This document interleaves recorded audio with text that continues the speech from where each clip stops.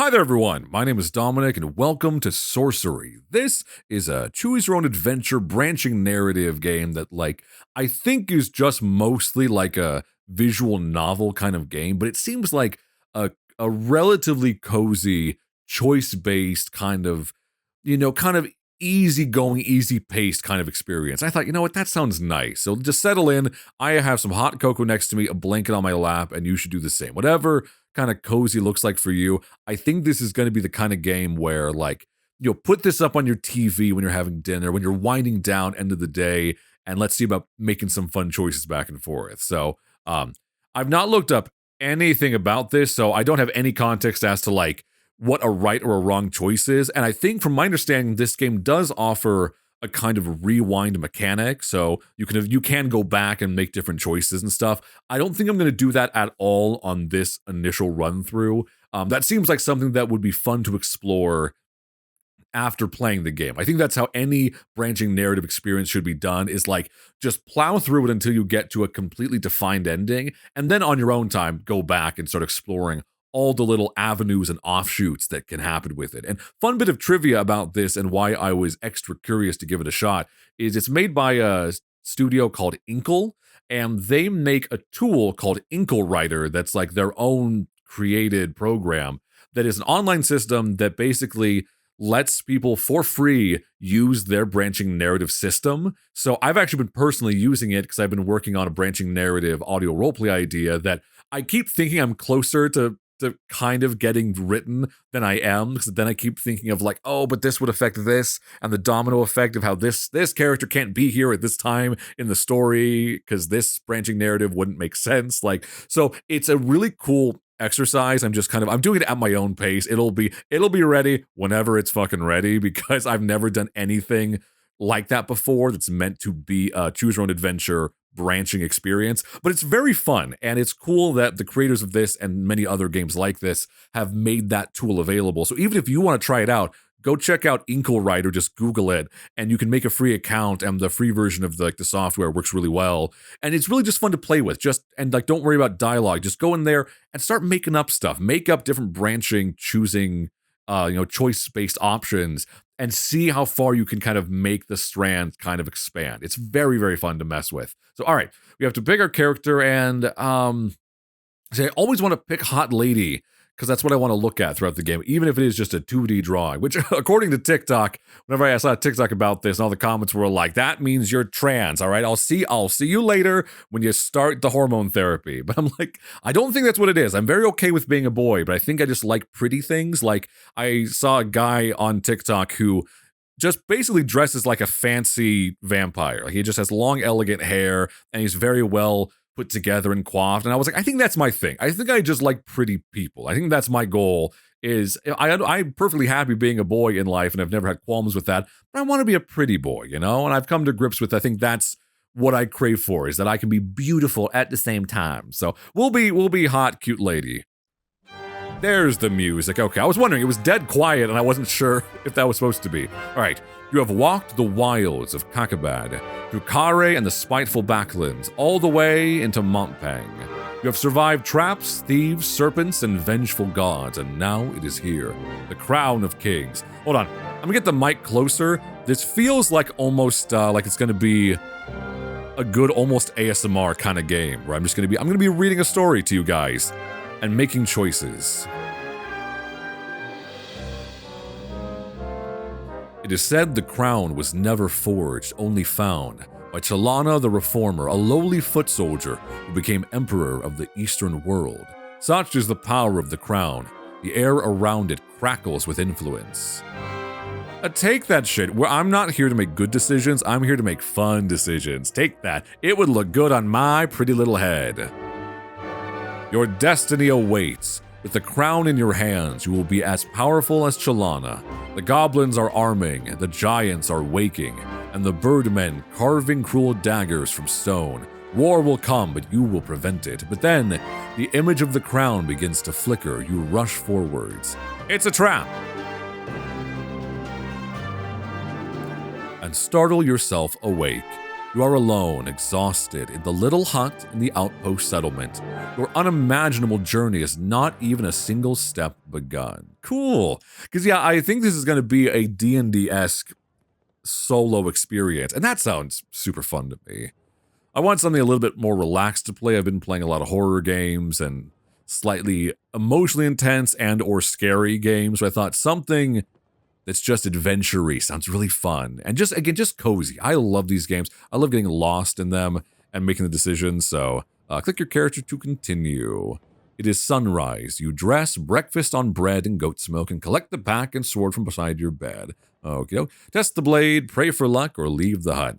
Test the blade. Do we need to? I don't think it's going to matter if we test it or not. We can't afford another one. We got 0 gold, 0 rations, and that stamina, I'm assuming, might run out kind of quick. So let's pray for luck. I don't know what kind of gods are in this world, but I don't want to piss them off early enough. Before you leave, you close your eyes and raise a prayer to your spirit guide. This morning it has the form of a panther, but what will it become once your journey truly begins? A great calm descends on you. Outside the hut, you hear the outpost settlement stirring into life. I guess we'll test the blade. I didn't realize we could do both, so... You pause to test the blade of the sword against your thumb. The blacksmith has done well. The edge is keen and draws a narrow line of blood. All right, let's start. Time then to depart. You lift back the flap of the hut and step into the early morning sunshine. All right, cool. I'm assuming, yeah, items-wise, we don't have... Yeah. Sword, and that's it. Yeah, that's what I thought. We're not going to be starting with much of anything, which is good. It's how it should be. Any choice-based game. Draw... Oh, that's how it works. Whee! All right, we're getting our cardio in, so this is how we're going to walk. And there we go. Got to get those, they say you're supposed to get 10,000 steps a day in for your health, which I think is fucking insane, because it's really difficult in my experience. Eyes follow you as you leave the hut and walk towards the great Shamutanti Wall. The frontiers people of this tiny settlement are well aware of your mission. Let's greet them. I always say this. Any RPG choice-based game, don't be a dickhead to people right out the gate. You might need their help later. Good morning. Hello. You turn to them and bow. Some smile in reply, but are too afraid to reproach. Others make gestures of protection. You are going beyond the wall, so they believe you to be cursed. A man is waiting on the path to the Cantapani Gate, the final doorway between Anal Land? Yo, hold on. Anal Land and the wilds of Cockabad. You recognize the sergeant of the Sightmaster Warriors. All right, who's the leader of Anal Land, though? All right, who's the queen of Anal Land? I need to meet her. He holds out his hand. What's up, motherfucker? Okay, do we just start walking? Oh, no, we just have to scroll down past this picture. Oh, I see. Let's say greetings, Sergeant. Greetings, Sergeant. He touches his forehead with 2 fingers. You are almost ready, my lady, he says. I have for you a gift from the king. 24 gold pieces. It is all we can spare this time. He holds out a pouch. Take it. Take that shit. Yeah, absolutely. You accept the like we greeted him nicely, so I'm going to accept the gift and not be stingy about it. You accept the gift graciously. Thank you. You should buy some supplies before you pass the wall, the sergeant says. And you must collect your spell book if you wish magic to aid you. Finally, should you wish to practice your swordplay, I will go one last round with you. And he points with his staff towards the training ground. Sure, yeah, because I'm like, how does the fighting work? Oh yeah, we gotta drag over to it. There we go. You walk with the sergeant to the training ground, and he wraps the base of his staff in leather. To begin, the sergeant says, we will practice the stances. First, defend yourself against me. Choose your attack power by dragging your character sideways. To defend, stay fully left. Huh? Oh, how far in we're going. And it's okay. So defend, stay all the way to the side. Okay. The Sightmaster is a powerful enemy. By defending, you will receive the minimum damage from any attack he makes. The Sightmaster Sergeant makes a light attack, saving his energy against your defense. My next attack will be one of my strongest, he declares. If you can perform a full attack, you may overpower me, but otherwise, you had best defend yourself. For a strong attack, pull your character to the right. To defend, your character to the left. Okay. We have to defend. We're supposed to defend again? No, let's fucking fight. All right.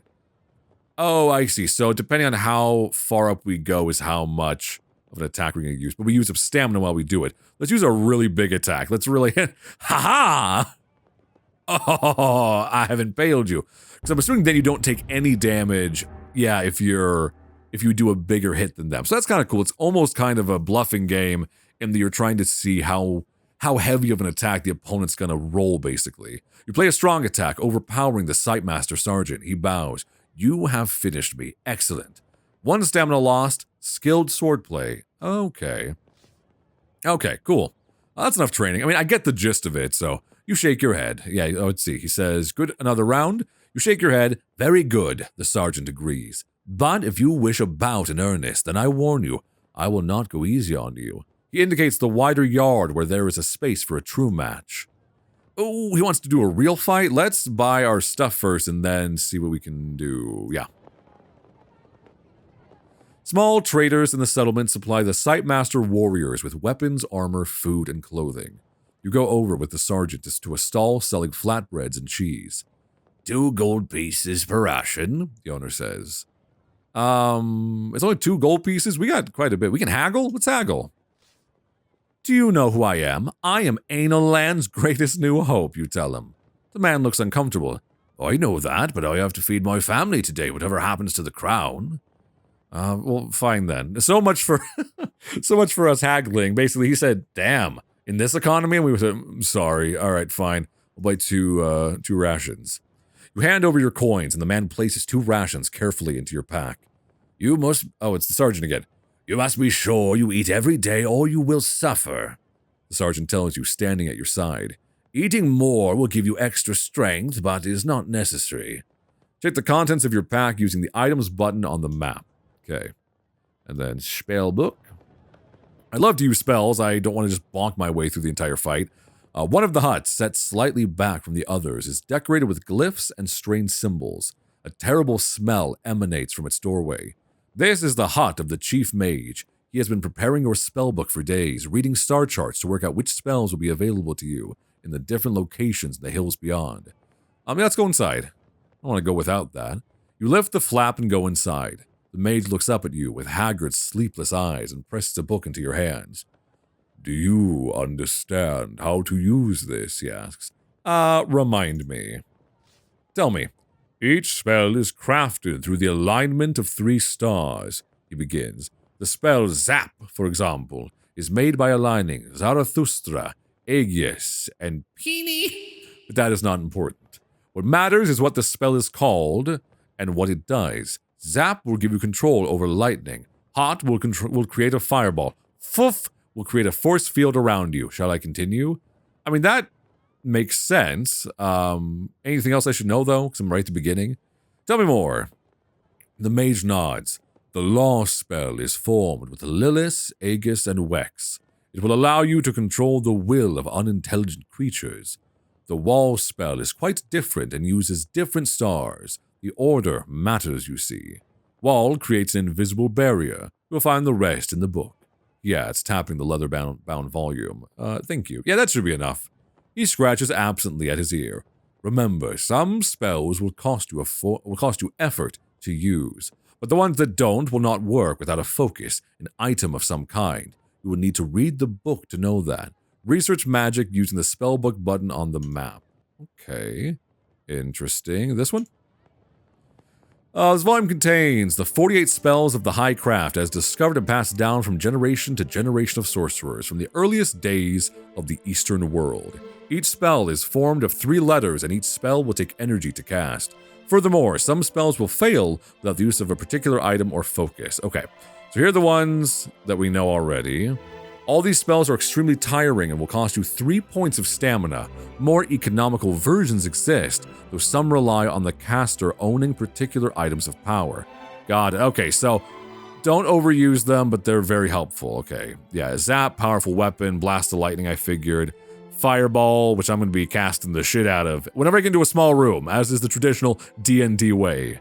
Foff, yeah, physical barrier, invisible wall, controlling people, and dumb, The spell will make the creature clumsy and uncoordinated. Big. Oh, there's a lot. Okay, so these are all the potential spells, but we don't have all of them yet, so... Alright, I'll delve more into that later when it comes down to it, but alright. Let's go and do one regular fight with the big guy and see if we've got a handle on it. You head over to the yard to practice a bout of real fighting. The sergeant removes the cloth padding from the base of his staff. He says, "I'm gonna bonk the shite out of you, little one. Unsheathe my sword. This time I will not tell you my intentions," he says. "You will have to read them for yourself. Be ready." Like, how bad is it to go crazy on the attack right away? Okay, so he takes big damage right away. The Sightmaster smiles at you, taps the ground with his long staff, and readies his stance. You feel the weight of your sword and bring it up to deliver a mighty stroke, like a bell ringer sounding a gong. The Sightmaster Sergeant comes in with a tough blow, balancing his strength and his impact. But he has misjudged your strength and you knock him back. You catch him deep in the side, his tunic reddens. Oh, am I gonna actually kill this motherfucker? I thought he meant like a real fight, like we're gonna be rough with each other, but not actually kill each other. He's probably gonna do a big swing, I think. Let's defend.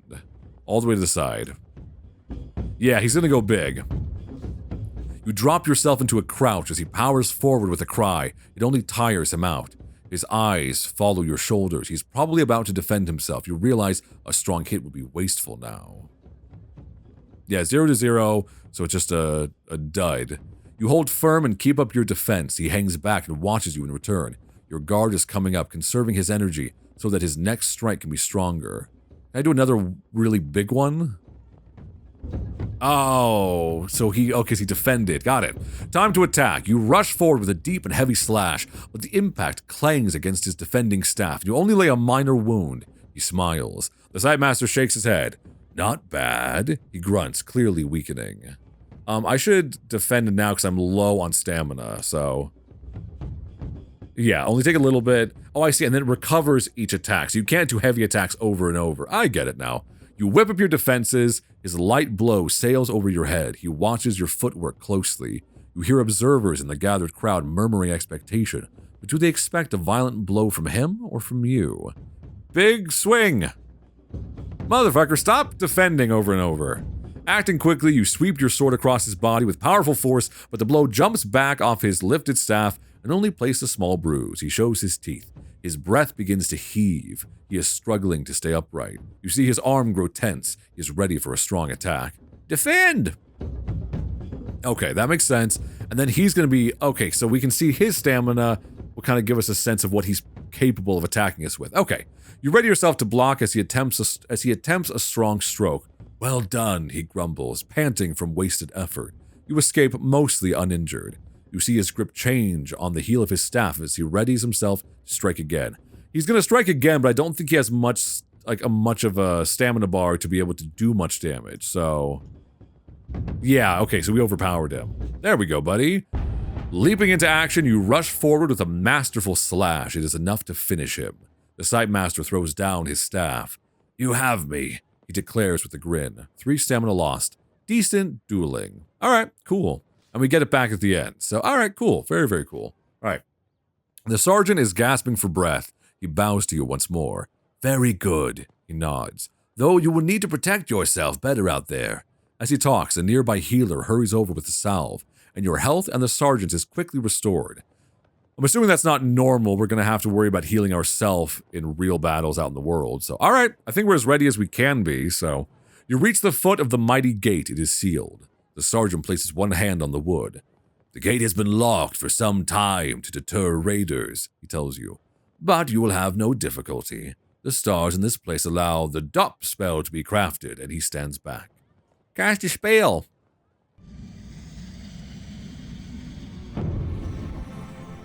Oh, so that's why the spelling matters. I get it. Okay. DOP. Opens locks and doors, requires 1 stamina. There we go.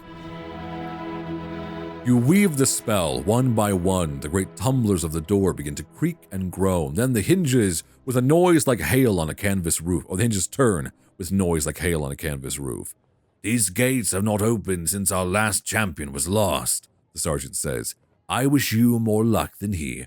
Perhaps you will even meet him on your travels. If I overtake him, then he is too slow. Yeah, I'll be confident. The Sight Master nods, peering at something on the horizon. I believe he is returning, but transformed. I hope you do not meet the same fate. He claps you on the shoulder. All right, let's go. Together, you step into the shadow of the wall. One last word, he declares. When you have the crown, find the highest point you can find. We will be watching. Yeah, watching from where? From here. The Sightmaster warriors are selected from birth for their incredible powers of telescopic vision. You cannot help but wonder how far he can see. That's right. What do your elven eyes see, Legolas? He's not going to tell me what lies ahead, and I don't want to know anyway. You know what? I don't need your good eyesight. I got a pair of glasses. I'm fine. Enough talking. It is time to go. Without another word, you pass through the gate. The faces of the folk watching your departure reveal the hopes that rest on you and your quest. The early morning air is crisp, and the rising sun paints the slopes in shades of peaceful beauty, concealing the evil that lies ahead. All right, going to Cockabad. The path winds through slopes of wild scrubland. The countryside is deserted, and the eerie silence is broken only by the cawing of the occasional crow. There is a spell for hearing what they say, but you do not have the equipment it requires. The birds appear to pause in the air to examine you as they pass. Stupid creatures, they pose no threat, so you ignore them. Barely an hour beyond the wall, and the air begins to grow foul. The Shamutanti hills are infested with the pestilence of the backlands. It saps the energy from your body, leaving you feeling nauseous and weak. I should maybe cover my mouth so I'm not breathing in the horribleness. You cover your mouth with your neck scarf, but it does no good. They warned you of this. You will grow accustomed to it the longer you are here, but for a moment you must be careful. Your maximum stamina is just decreased. You can see your stamina at the top of the screen. If it reaches 0, you're too tired to carry on. Got it. Stamina can be regained up to the maximum by eating rations or resting. Got it. How big is this map? It looks kind of... Yeah, it's pretty hefty trying to get all the way across the city. Okay. Let's see then. Should I eat now so we don't start the game with really low stamina? I kind of wonder if that might be wise. I ate one. Does that not put it back up? Oh, my maximum... I'm so stupid. No. Because I thought it meant that the eating would boost my stamina back to 20, back to normal, but you're still capped by your maximum in these areas. God damn it. All right. Travel cross-country, a low rise. Cross-country seems... I don't know. On the road, we're going to hit a lot more people. We're going to run into trouble along this way, but it might be more efficient. So... let's do some cross-country. Let's do what would Aragorn do? That's really the lesson here, all right? And he's a ranger. He wouldn't be scared of any woodland anything. We're going to the Cantopani Gate. The path through Cantopani is long and winding and will lose you a day. Instead, you turn off the path and strike north through the knee-high grass. The journey starts with a stiff climb that takes several hours. But from the top, you have a good view of a plain of yellow grass. And just to the north of that little village, the little village of rude huts that do not look like human dwellings. To your left, the gigantic wall looms, throwing shadows that lap at your feet. Strike forward. You know what? The past is the past, no looking back. Time to strike on, then. The wind whispers through the long grass, beckoning you onwards. There might be rats and worse in those fields, so you might be safer cutting across to the river and following the bank. Oh, that doesn't even seem like a shortcut. It just seems like a bad decision. Like, I mostly wanted to see if we avoided this, if that was a good idea. So let's go ahead and merge back onto the road now and see what that takes us. Because this didn't seem like too risky of a choice. You crest the rise, heading roughly north towards the riverbank, where you should be able to pick up the path once more and make faster progress. As you head down the hillside towards the riverbank, you spy movement in the distance. Something is happening at the water's edge. Keep going. Let's wait and watch. I'm not in a huge rush, so let's be cautious. You stop where you are and strain your eyes to look. Figures. Men? But they move too fast, flitting across the riverbank like sheets snapping in a breeze. I'm watching a little more. I've already hunkered down. Why not? You wait a little longer until you are quite sure. The creatures are floating and moving through the air, but they seem harmless enough. Your guess is that they're fishing. Okay, so maybe I can just play nice, because let's see. Can I walk? No, okay, so this path is gone now, so most of these are going to disappear. Which is fair. That's why you would replay it, I guess. You begin to make your way down the hillside. The grass gives out and turns into scree and gravel, with the occasional patch of sharp gorse that tugs and snags at your tunic. There is barely earth, just sheer rock. This place is a thinly disguised wasteland. Then suddenly your foot slips and you lose your balance. Beneath your feet, the slope has turned into a steep drop, and you are sliding down it. You have only a few seconds to decide what to do. Try to fall well, stab my sword into the ground. Stabbing my sword into the ground seems like a solid choice. And casting a spell, I don't know, we have so little stamina, and the spells cost us a lot of stamina. So sword. Quickly, as you tumble, you draw your sword from your scabbard. There is a terrible moment when you almost drop it, but then, now sliding quickly on your belly down the rock face, you turn it ready to stab downwards. Oh, but we're sliding down rock, isn't it? So, like... we're sliding on our belly down a rock face. I don't know if that's going to matter because we're not sliding down dirt, right? So, let's try to fall well. Maybe. There isn't any time to risk something clever. You concentrate on the way you slide, hoping to brace the impact when you finally hit the ground. Everything is a blur of stones and choking dust and pain, but finally, level ground comes up to meet you and hits you sharply. We're getting the shit beat out of us by nature. Like, I was like, we're going to have some goblins or some warlocks or something fantasy. This is just me going on a hiking trip. This is when I was in Denver, Colorado, and I went hiking in the Rockies. And I fell through a frozen fucking lake because everything was so snowed in. And it wasn't like I went anywhere I wasn't supposed to. Like they had it open for people, for tourists. But I fell in and almost, the thing that scared me more, honestly, than my safety at that time was I had a backpack full of all my camera gear. All the gear I've bought over the last 10 years, basically, all the best of it was in that pack. And I was just desperately trying to stay close to the edge of the lake so that way it wouldn't soak my backpack and get everything wet, because I think that would have worried me more than my own safety. Typical camera guy kind of stuff. All right, the sword is still in your hand, skitters from your grasp, pain arcs up through your thighs. Check myself over. Yeah. You take a moment to pat yourself over, mostly in one piece, think the spirit. You pick yourself to your feet. But the noise of your fall has attracted the attention of the creatures by the water. Two of them are now either side of you, long sting-like swords drawn. Their heads are cocked a little to one side. Quickly, you grab back your own sword in case you might need it. One of them steps forward and speaks in the common tongue. What are you, careless creature? I'm not going to say I'm a great warrior after I just tumbled like a dumb motherfucker down a hill. I'm going to say I'm nobody, don't worry about me. I'm a local court jester who does not know how to walk straight. The creature laughs. For nobody, you make quite a lot of noise. I thought you were going to bring the mountain down around us. I'm going to laugh. I'm not picking a fight. You laugh as well, from the shame and from relief. I'm lucky I'm still alive, you agree. I've seen luckier, the creature replies, its voice still waspish and cruel. Walk away or put this creature in its place. I only have 8 stamina out of 20 that I started with. I'm going to walk away. I'm not picking a fight with people because they're mean to me.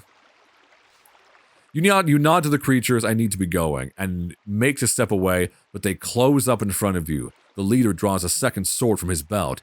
This valley belongs to the Elven, he says. Fools and traveling players are not welcome by our river. You would put us in danger. I mean you no harm. I feel like they don't care about being nice. They're kind of, I'm like, maybe... Oh, fuck me. Yeah, let's push back and see if we can scare them. The danger will be my wrath. Your wrath? What do you know of wrath? The creature clicks its tongue.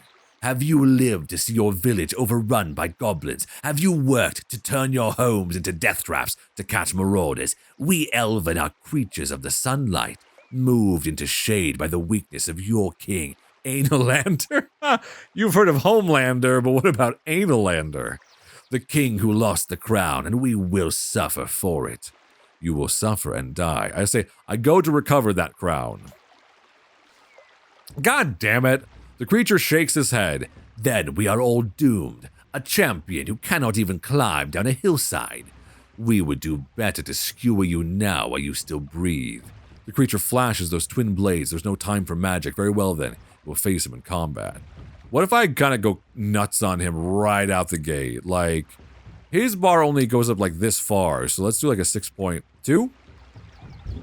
Oh yeah, he barely tries at all. Yeah, fuck off.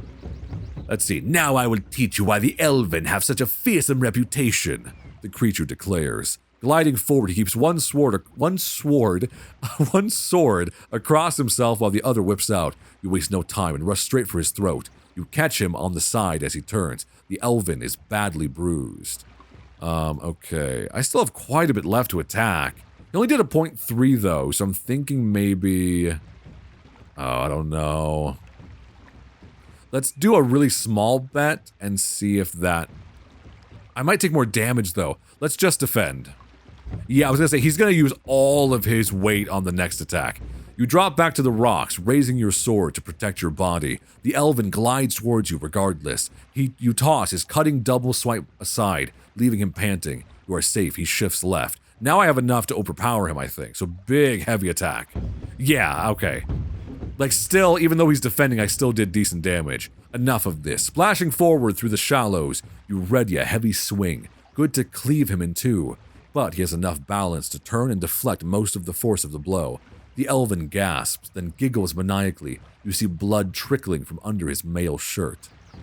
I kinda want to go for him even if that's stupid. No! I made my first real mistake. Then the Elven gets the upper hand, sweeping wide leaves you open, and he glides forward, twin blades slicing together, knocking you back. He dodges right. Alright, I gotta defend, and then I'll fuck his ass up on the next one. Yeah, little stabby stab. You circle away from the Elven, shimmering in close for an instant. He nicks you with a lightning-fast blade. I can kill you by finger widths if you so choose, he taunts. The blow does little harm. His two swords part a little, opening like an alligator's jaws. Oh, I feel like he's been attacking quite a bit, though. Let's go for it. Big swing. Yeah, I was gonna say, he doesn't have that much to fight us with. You feel bloodlust upon you. You power a cutting blow at his chest. The Elven gasps his last as you run him through. 4 stamina loss. Shameful. I'm not gonna try again. I'm gonna see about not trying again on anything, okay? Okay. As you wipe your sword on the tunic of the dead creature, you see the second creature gesturing to something behind you. Wait, weren't there 3 creatures by the riverbank before? A moment later, something strikes you on the back of the head. Then everything goes black. Oh, man. Because we fought, are we gonna get kidnapped now? Yeah, captured. We have no other place to go. God damn it. I didn't want to pick a fight with anyone this quickly. Shit. All right, here, hold on. I gotta take a sip of my hot cocoa. I've earned it after that fight. All right. Still halfway between sleeping and waking, you feel the presence of your spirit, the Elven, close nearby. Its form has changed since you left Analand, just as you have changed. But it is still walking beside you. In the temple, they taught you that a prayer to your spirit could heal disease, lift curses, even save you from certain death. A prayer now would perhaps be wise, but the spirits are not generous and decline to help you often. You can ask the spirit's aid using the pray button. Oh, okay. I might use that early, because I'm already in a bad way, and if I died this early, I'd be so mad. Let's just listen in here. Let's see. You're tied up on the floor of a hut. You are not alone. Nearby, you hear the scuffle of many feet. We already hear them. We know we're surrounded, so let's look around for something we can do. You flip open your eyes, taking care to lie still. You see your belongings lying a short distance away in the dirt. Around you, you hear a tiny feet. You hear around you patter tiny feet, and a few more feet hover a few inches, and a few more... Oh my god, I'm sorry. This sentence is killing me, and I don't know why. Around you patter tiny feet, and a few more feet hover a few inches in the air above the ground. Elvens, then. It's because I'm seeing feet and inches, but they're not measurements. They're feet as in toes, and that's fucking me up. I'm not going to sit up yet, because there's too many. I wonder if we wait till, like, nighttime, if there's an opportunity to get out of here. The guard... God damn it. If I had listened, it might have been different. The guard, noticing you're awake, leans out of the doorway and calls sharply. Soon a small crowd has gathered around you. One, evidently some kind of leader, floats over to you and plants a blow in your stomach. That is for our kinsman, he chitters. He was a fool to provoke you, but you could have scolded him. You did not need to kill him. He would have killed me. He literally picked a fight. The Elven looks at you hard and serious. I do not think he could possibly have killed you, but... he would have tried until you stopped him. He makes a gesture to the other Elven who approach. You tense, expecting blows, but instead, they open your pack and begin to sift through the contents. We would take the price of our man, the chief declares. We are creatures of joy and mischief, but today we will do nothing but trade. I will trade with you, but untime me first. Let's play that game. Might give us a chance to talk our way out of this. The chief shakes his head. I do not think we can trust to your mercy, can we? The elven root through your things with brutal efficiency, taking what they fancy and tossing the rest back to you. Then they pick you up and carry you out of the village, leaving you in a pile on the side of the path like a sack of waste. Hey, motherfuckers! That was rude and mean. You call after them, asking that they at least free you so you can walk. Almost as an afterthought, one returns with a bared knife. For a moment, he holds it near your throat, then slices the bonds around your arms, and then he turns and runs off into the trees. We got mugged already? Are you fucking kidding? No! Did they take all of our gold? Oh, if I see you guys again, I'm burning you all to death. I don't care. I'm going to learn some spells to make you suffer. You stand slowly, battered and bruised. You rub the blood back into your wrists. Then finally, you look through the pack. Your provisions have been taken and all your gold is gone. Still, there are small mercies. You still have your neck, shouldering your pack.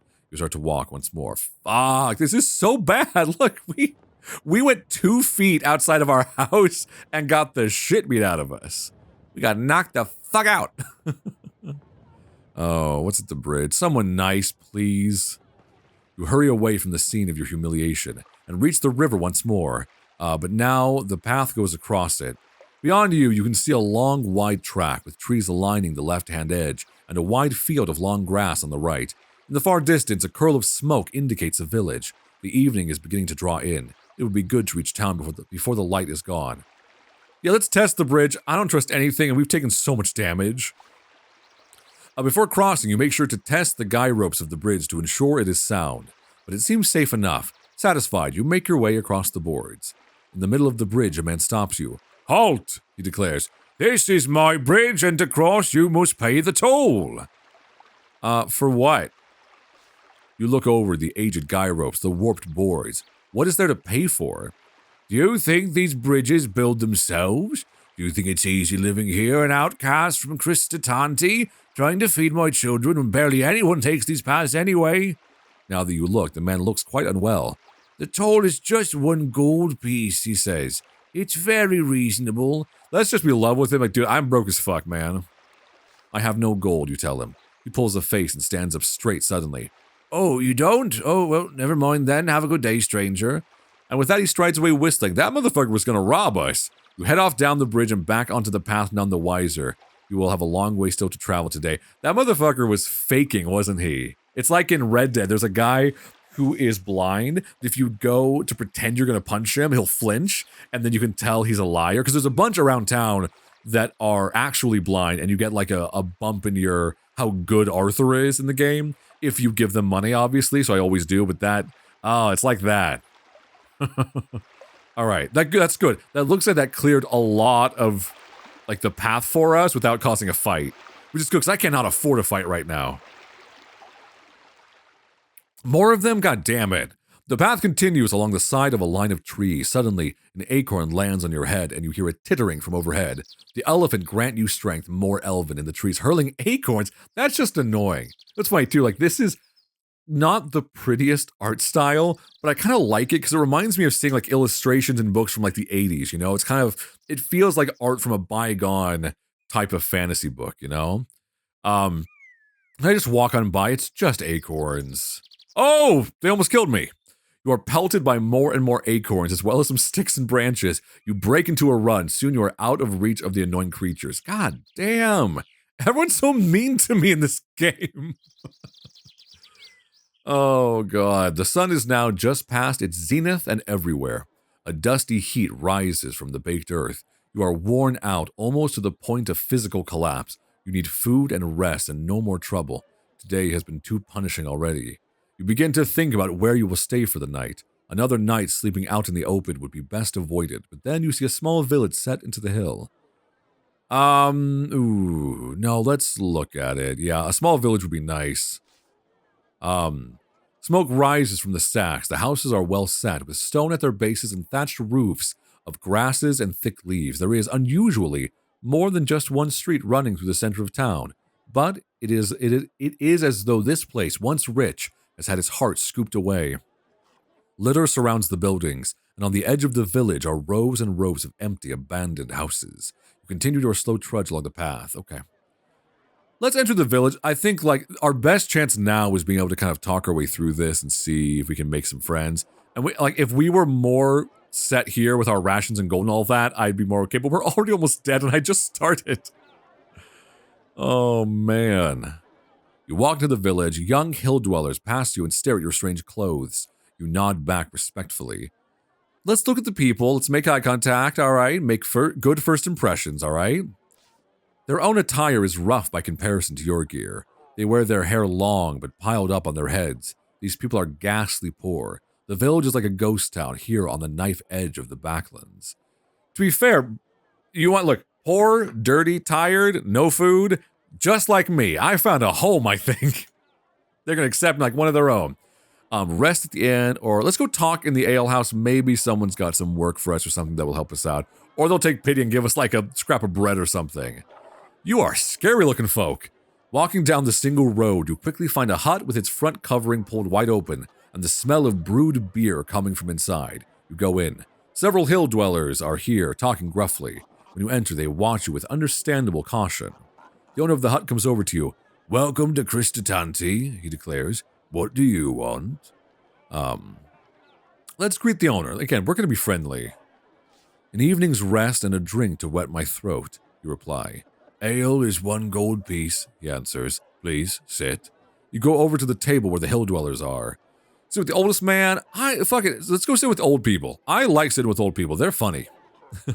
You turn your attention to the oldest man. Excuse me. I'm not usually doing quite this much reading back to back, so my voice is a little bit dry. You turn your attention to the oldest man at the table. Whatever face he once had is lost in a labyrinth of wrinkles, and his skin is the color of tanned hide from a lifetime in the beating suns. "What are you looking at? Why are we going to be rude? We came over here. Let's see. Greetings, old man." He raises his mug and salute. "Stranger?" His face is gravelly, like the dusty dirt that lines the streets of his town. "Where are you from?" "I come from Analand. Don't get any ideas. Don't laugh. It's not funny, all right?" He nods.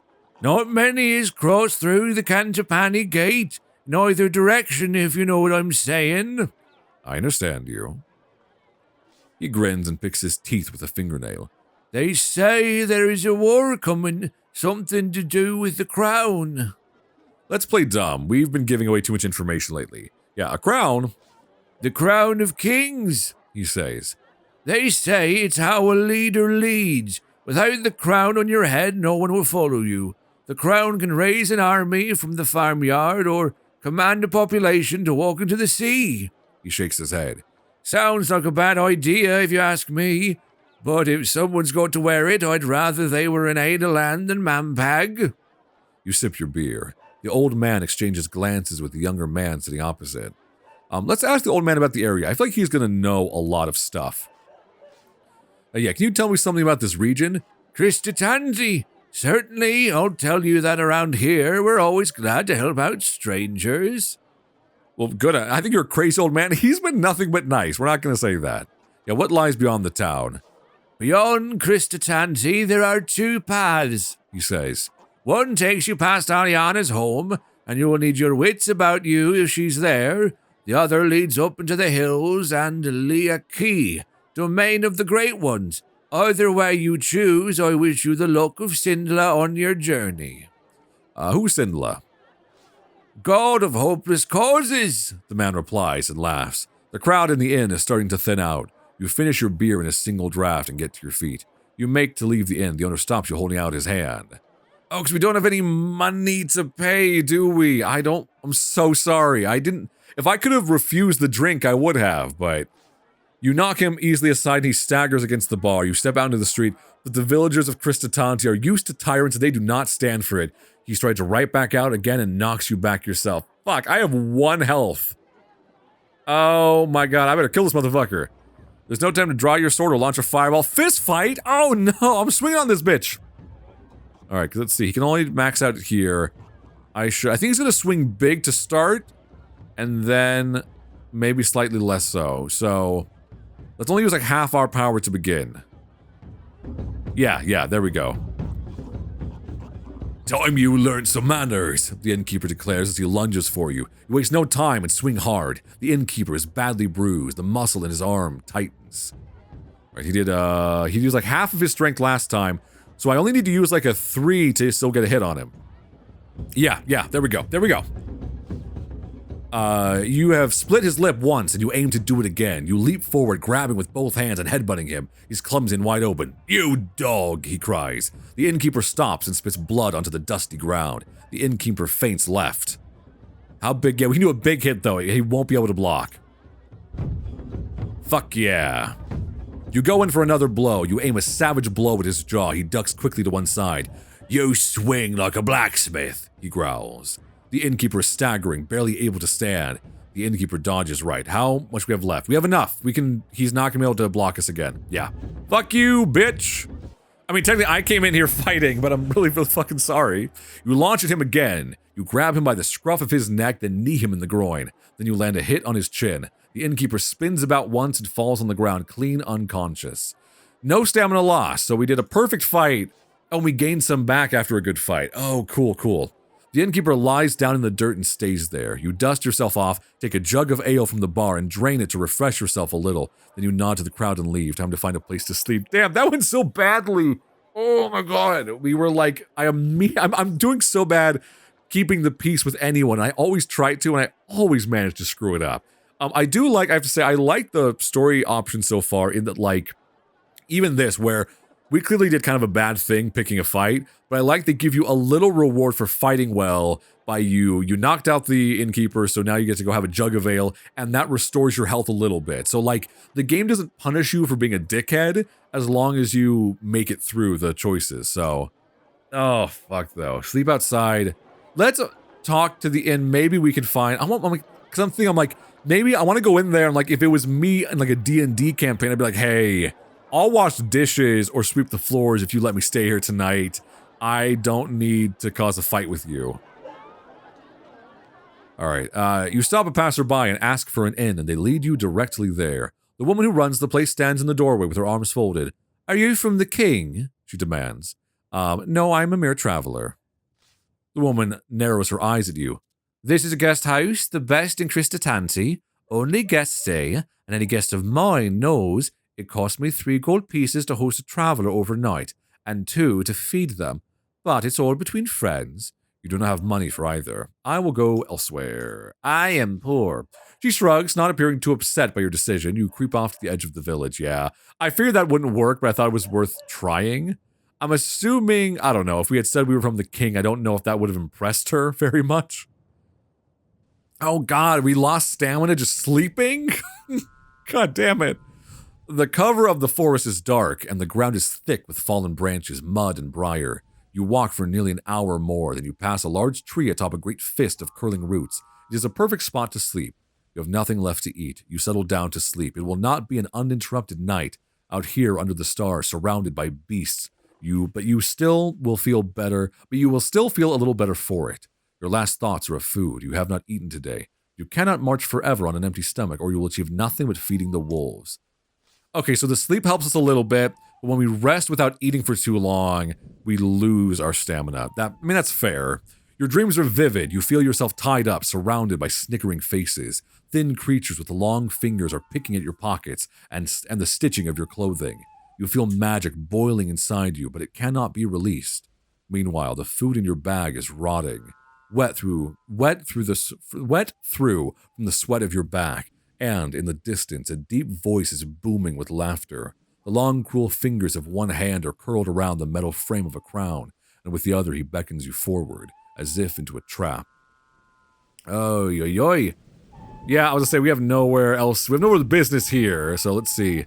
That's crazy that already I'm looking and I'm like, can we really have visited all of this shit? Like, there's so much stuff on this map. I'm assuming we can't necessarily, not everything we see is actually viable to visit, but man, I'm very excited to be able to play this again. That's why I thought it'd be very fun to play for the channel, for you guys to play, because I don't think there's much of a way to spoil this game. It seems pretty wide in how branching it is, so if you watch me play the whole thing, and then you go play it for yourself, I imagine you're going to get such different results that this wouldn't get in the way of you enjoying it in the slightest. All right, we gotta go out of town now with our barely any stamina.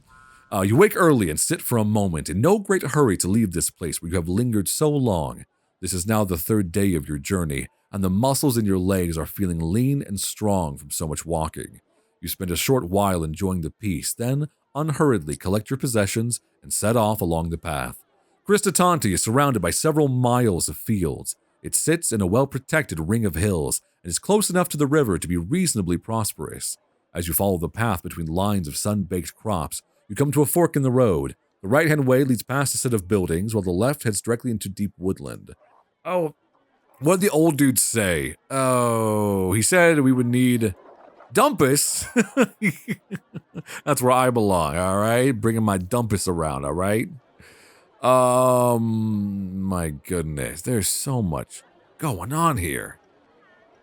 I don't know, up the hill into the ruined buildings, or let's go into the other town and see if we can not make someone angry, perhaps.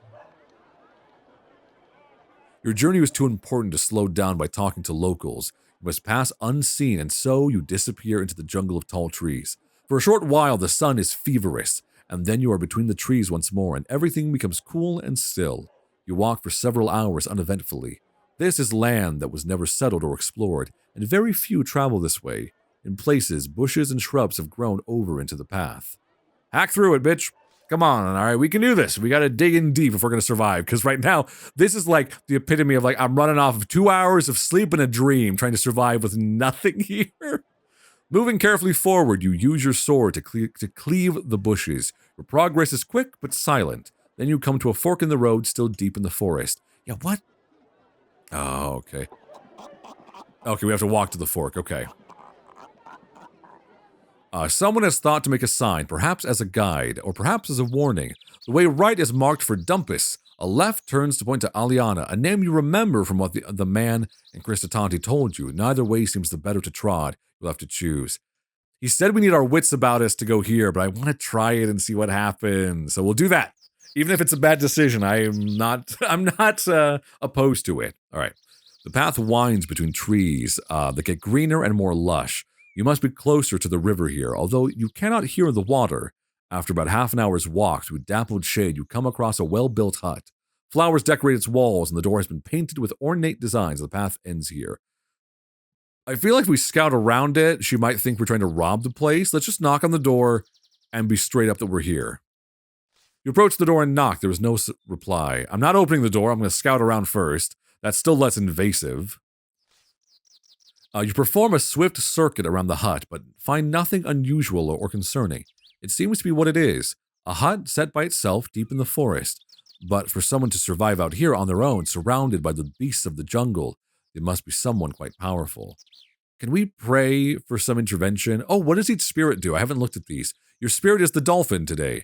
Quick and carefree, the dolphin is happy to leap and skim his way through the world. He is brave but not rash. Prayer to your spirit will heal you, but after a prayer, your spirit will not hear you again for some time. I think we need it. We've been so low on health. Okay, hey, I'll take it. 5 healing.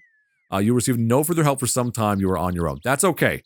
We've been in a rough way for a minute, so let's open the door and make bad decisions, everyone. You push open the door and stride inside. Ooh, do I have to do it now? I can't go back? No. Okay. The hut is neatly laid out. You detect the touch of a fastidious woman. Chairs are set around a table as if for guests. A mattress lies in one corner, and a large kitchen area indicates that whoever lives here, they are fond of cooking. We're not stealing immediately. We're going to call out. Hello, is there anybody here? To your surprise, to your surprise, a voice answers quickly. What voice should I do for this? Let's see. It says a fastidious woman. So who's there? Who's that? We're not gonna say I'm armed. I have a gun. Come in here. Get on the fucking ground. Give me all your soup. Locate the speaker. Looking into a corner hidden by a large cupboard, you see a cage in which a young woman is imprisoned. Oh, good stranger, she pleads. Let me out of this cage, I beg of you. I don't know if she's there for a reason, but I'm not gonna immediately let her out. Yeah, what happened to you? Oh, good stranger, she wails. I have been locked up here for 2 days. It was elvins that did it, those mischievous, prankful elvins. Please, you must help me. I have not eaten, and they left me here, where I can see all my cooking things, but cannot reach them. If I let you go, what do I get for letting you out of the cage, lady? Sister, she answers, looking miserable. I am but a poor woman. And I'm a poor traveler, and I'm broke too, woman. Now tell me, what can you give me for your freedom? The woman looks dreadfully unhappy, but nods. You are on a journey, she says. You will need things to help you. It is a dangerous wilderness out there. Tell me, in your heart, are you a fighter, or are you an enchantress? I think sword mistress. I don't think we're going to be using the magic all that much, to be honest with you. The woman nods vigorously. I knew it. I could see it from your face. Well, stranger, in my house, I have Ragnarista's enchanted armband of sword mastery, and I will give it to you if you free me. Yeah, I'm not going to rob the house after that. Let me give her a fair chance now that we've cut a deal. Yeah, I will release you. Going over to the cage, you try it, but the door is locked, of course. I could probably use magic, right? But it costs... How much stamina would it cost? Like 3 stamina, doesn't it? Can we break the lock? You draw your sword, placing the tip against the lock. You attempt to pry it open. The lock is hard and rusted. Your first attempt to force it fails, succeeding only in permanently damaging the edge of your sword. Another try will surely weaken it further. The woman looks at you with despair in her eyes. Please, she begs, try once more. Let's use magic. I'd rather stamina I can get more of, but I'm not going to break my fucking sword.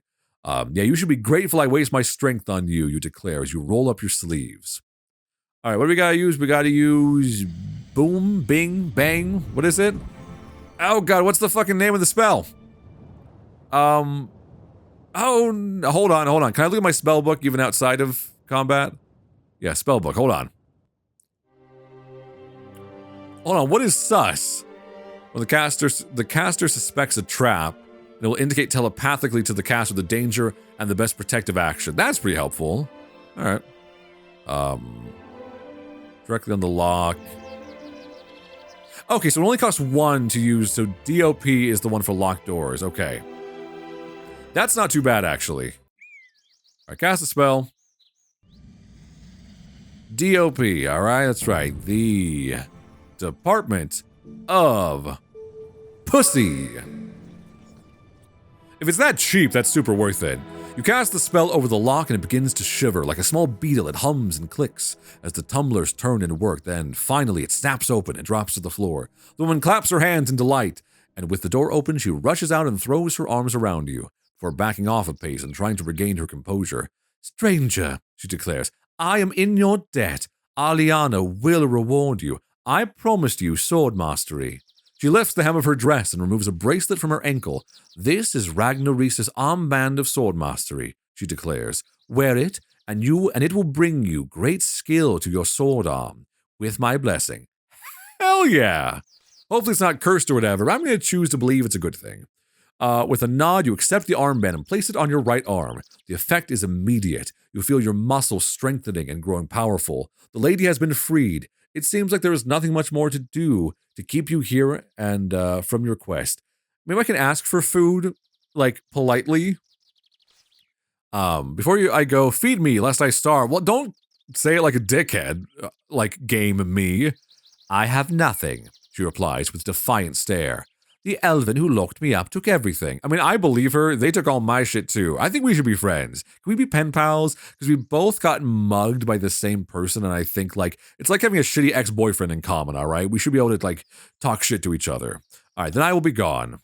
She nods, of course, please, before you go. And she holds something out, a small bag of coins. Not to be greedy, but thank you. Fucking appreciate it. Uh-oh, what the fuck is this? And one more thing, she says. You must understand, Aliana does not give gifts to those who are not worthy, and any worthy woman is capable of dying.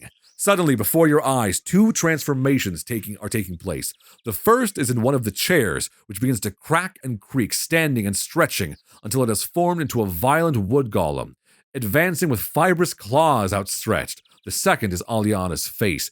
Gone is her peaceful calm, and in its place is the cackling madness of a witch. I fucking knew it. Can I blam the shit out of you guys, or should I fight? She did just say I had the sword mastery thing, though. Yeah, so I'm like, my stamina is gonna be should be like really high or recover really fast, right? Yours is kind of high. Let's start with like a medium hit and see how much that gets us. Oh shit! Fuck me, that thing went crazy. Okay. The golem lumbers towards you, wood talons outstretched. Behind, Aliana cackles with a monstrous glee. Then it lunges, a blur of wood and splinters heading straight for your eyes. You raise your sword and aim to carve the thing in two. A deep blow cuts into your side. You are bleeding heavily now and your enemy is still coming. Oh my fucking god. Okay, he used the biggest attack he could though, so he's gonna be weak now. So, I can get in a good attack with relatively minimal attack power. Yeah, use that.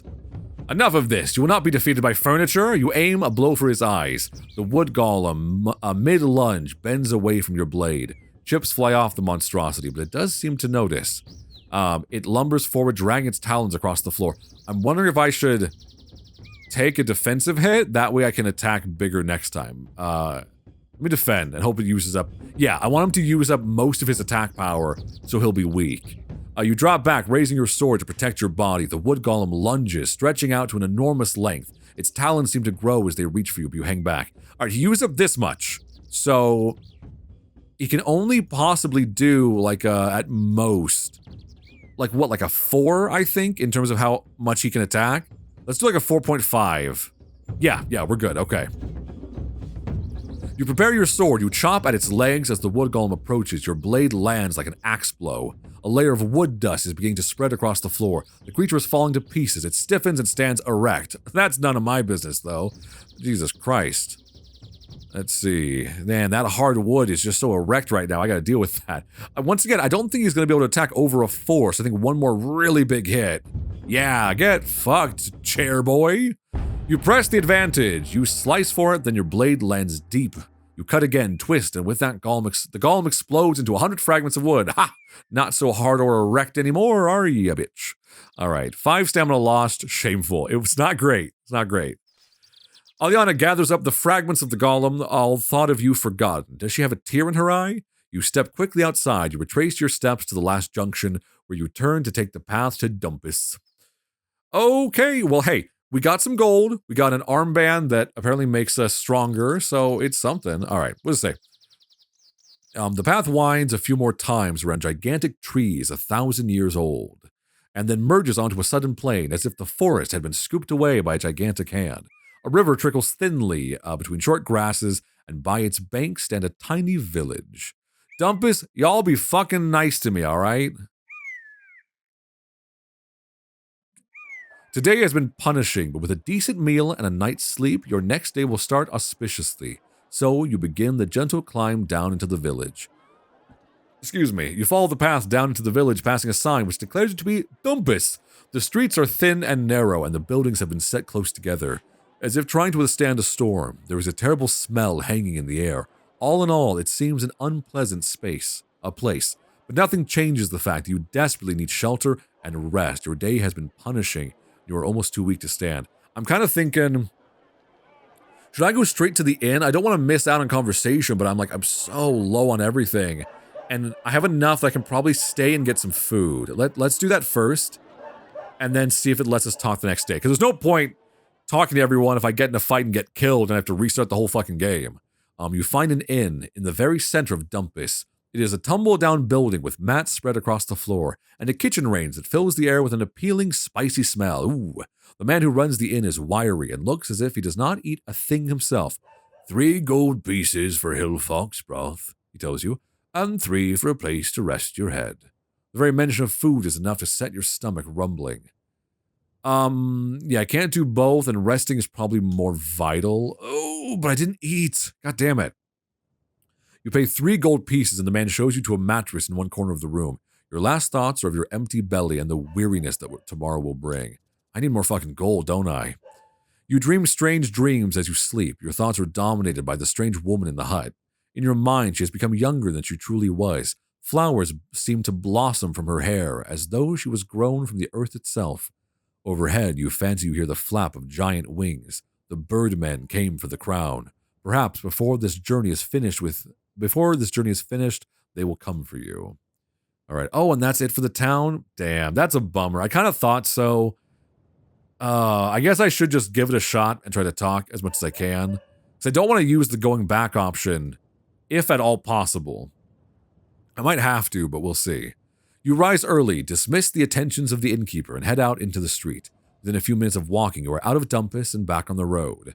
After another hour or so, the way branches, with one path heading up into the hills and the other turning downhill along one side of a barren, stony ridge. Is that a village you can make out on top of the hill? It seems a lonely place for it. We've had 2 villages back to back, and I worry that there's a trap here. Then we can go over here. Oh, dearie. We need food, and if there is a village, they might have some fucking snacks. I need some snacks so badly. Oh God, this looks awful. The gentle upward slope becomes a steep climb when you are forced to rest several times. So far, you've been walking through the foothills, and now the journey will become more serious. When finally you reach the summit and can look out over a low plateau you have crested, you see the path runs through a small settlement of crudely fashioned huts. There are villagers out in the street talking and working. It seems a happy, bustling place. Let's watch for a while longer and see if something worse happens. You stay at your vantage point and watch a while longer to see if things change. After a while, you begin to notice something strange about the way the people of the village are moving. First, you notice one is limping, then another. Then you realize they are all shuffling as they move. Some use sticks, one is even crawling. There's some like disease or plague through here, maybe? That's what I'm thinking. Watch for a little while longer. You stay hidden and watch for longer. After a while, you realize that whatever is happening in the village, it is desperate. There is no laughter, no joy. There is no trade or commerce. The women do not walk about and the men do not watch them. It is like a village stripped of all its life. I don't know, could we help them maybe? Oh, we're supposed to be the hero, right? We're going to take the crown and become the ruler of Analand. So, come on, for the people of Analand, let's go. There are people in need of a savior. You may not be that woman, but you can try. You approach arms open to show you are not a threat. But the message is not understood. The villagers see you and panic. They begin to scurry inside their huts, as if you were an army and not a lone traveler. Their bodies are thin and malnourished, and as they disappear through their doors, you notice some are missing limbs. Let's walk through the village and see if we can find what's going wrong, and something about it gives you the shivers. Ooh. Enter a hut or leave the village. Let's enter a hut, I guess. Oh, this is a mistake, isn't it? You approach the next hut. From inside, you hear the murmur of voices, so you enter. The hovel is tiny and poor, with no furnishing of any kind. A small fire burns in the middle of the floor, and by the far wall, a family of 3 cowers from you. The woman lifts a shaking hand as if to hold you back. Hold on. Do we have a spell that will, soothe them? Didn't we have something like that? Hold on.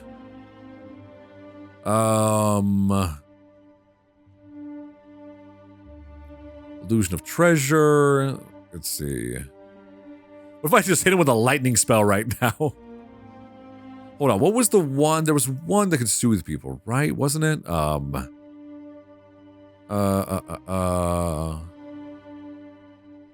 don't want to take control of them. That's not the goal. I don't want to make them stupid. I swear there was one. Hold on, let me go through here, because there's got to be one I can do to help them. Okay, you know what? We don't have anything available to us that seems to really help or would soothe anyone. Yeah, it doesn't look like it. But we do have this one to see if there's a trap or we're in danger, which I'm wondering if we should try that. Let's try sus and see if that helps us figure out if there's a trap or not. So let's see. Let's see how sus things are getting. Where's S? And do I have to circle around for it? Oh, it's so weird. Where are ya?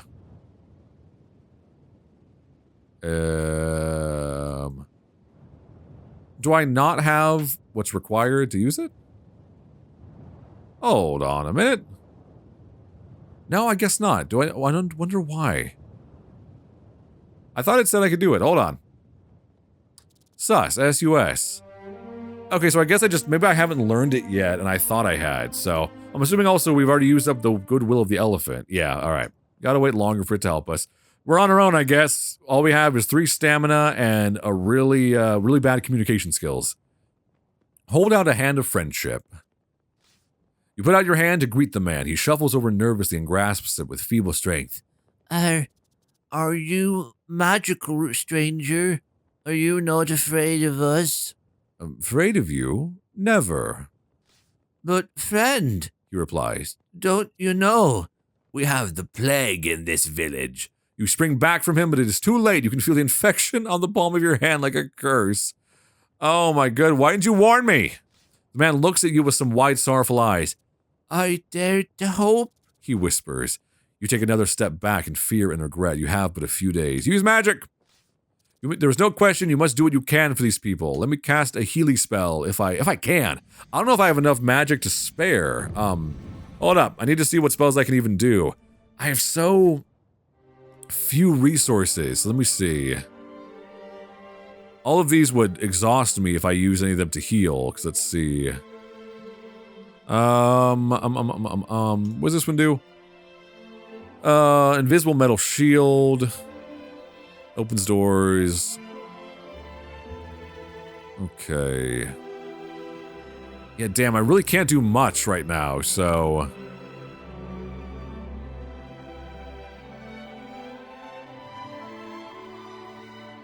I don't have anything healing, do I? Damn. Dang it, I'm doing such a bad job. Fuck. Alright, is there anything left for me to do? Alright, do something else. Fear overtakes you and you race out the door, and do not stop running until you are clear of the accursed village. God damn it! I did a bad thing. I was not prepared to go do my little... like my little UN support mission to this poor village. The path beyond the village heads downhill once more between thick trees before turning into a narrow goat track that crosses a rough peak. From the summit you get a wide view. Let's look around and take in the scenery. Ahead down a steep slope, the next village is sprawled out before you, and even from here you can catch the sound of merry voices and shouting from the streets. It must be a carnival. Looking right, you hear a roaring noise, and you can just make out a beautiful, majestic waterfall plunging from a cliff into a great rock bowl. You watch for a few minutes, marveling at how clear the water seems. Then it is time to move on. You are feeling cold, purple blotches are breaking out on the backs of your hands. Can I pray for my healing? Because I'm assuming not yet, because I already used it earlier. I thought I just needed it for regular healing. I didn't think about being, like, diseased. God damn it. Oh, my God. I'm sorry, Elephant Jesus. I already used up my one good wish. You drop to your knees, shivering and coughing, trying to form a prayer to the elephant, but the spirit is far from you and you hear nothing in return, just empty silence. After 10 minutes, you stagger to your feet. The blotches on your palms are growing like flowers until your spirit returns. You'll have no aid. You follow the track down to a steep decline. God fucking damn it. Yeah, only one way to go. Okay. That's a long journey, too. It's gonna be nighttime, so we're gonna have to rest and we're gonna die. Fuck. Some way down the hill, you stop for a rest and sit on a boulder to survey what lies ahead. The path leads downward, and its foot, cradled between 3 peaks, is a village, and quite a large one at that. You cough suddenly. Behind you, the sun is falling rapidly into the hills. It will be night soon. Let's get in that village. Best chance to get something. Your heart swells. A village might mean a chance to restock on provisions.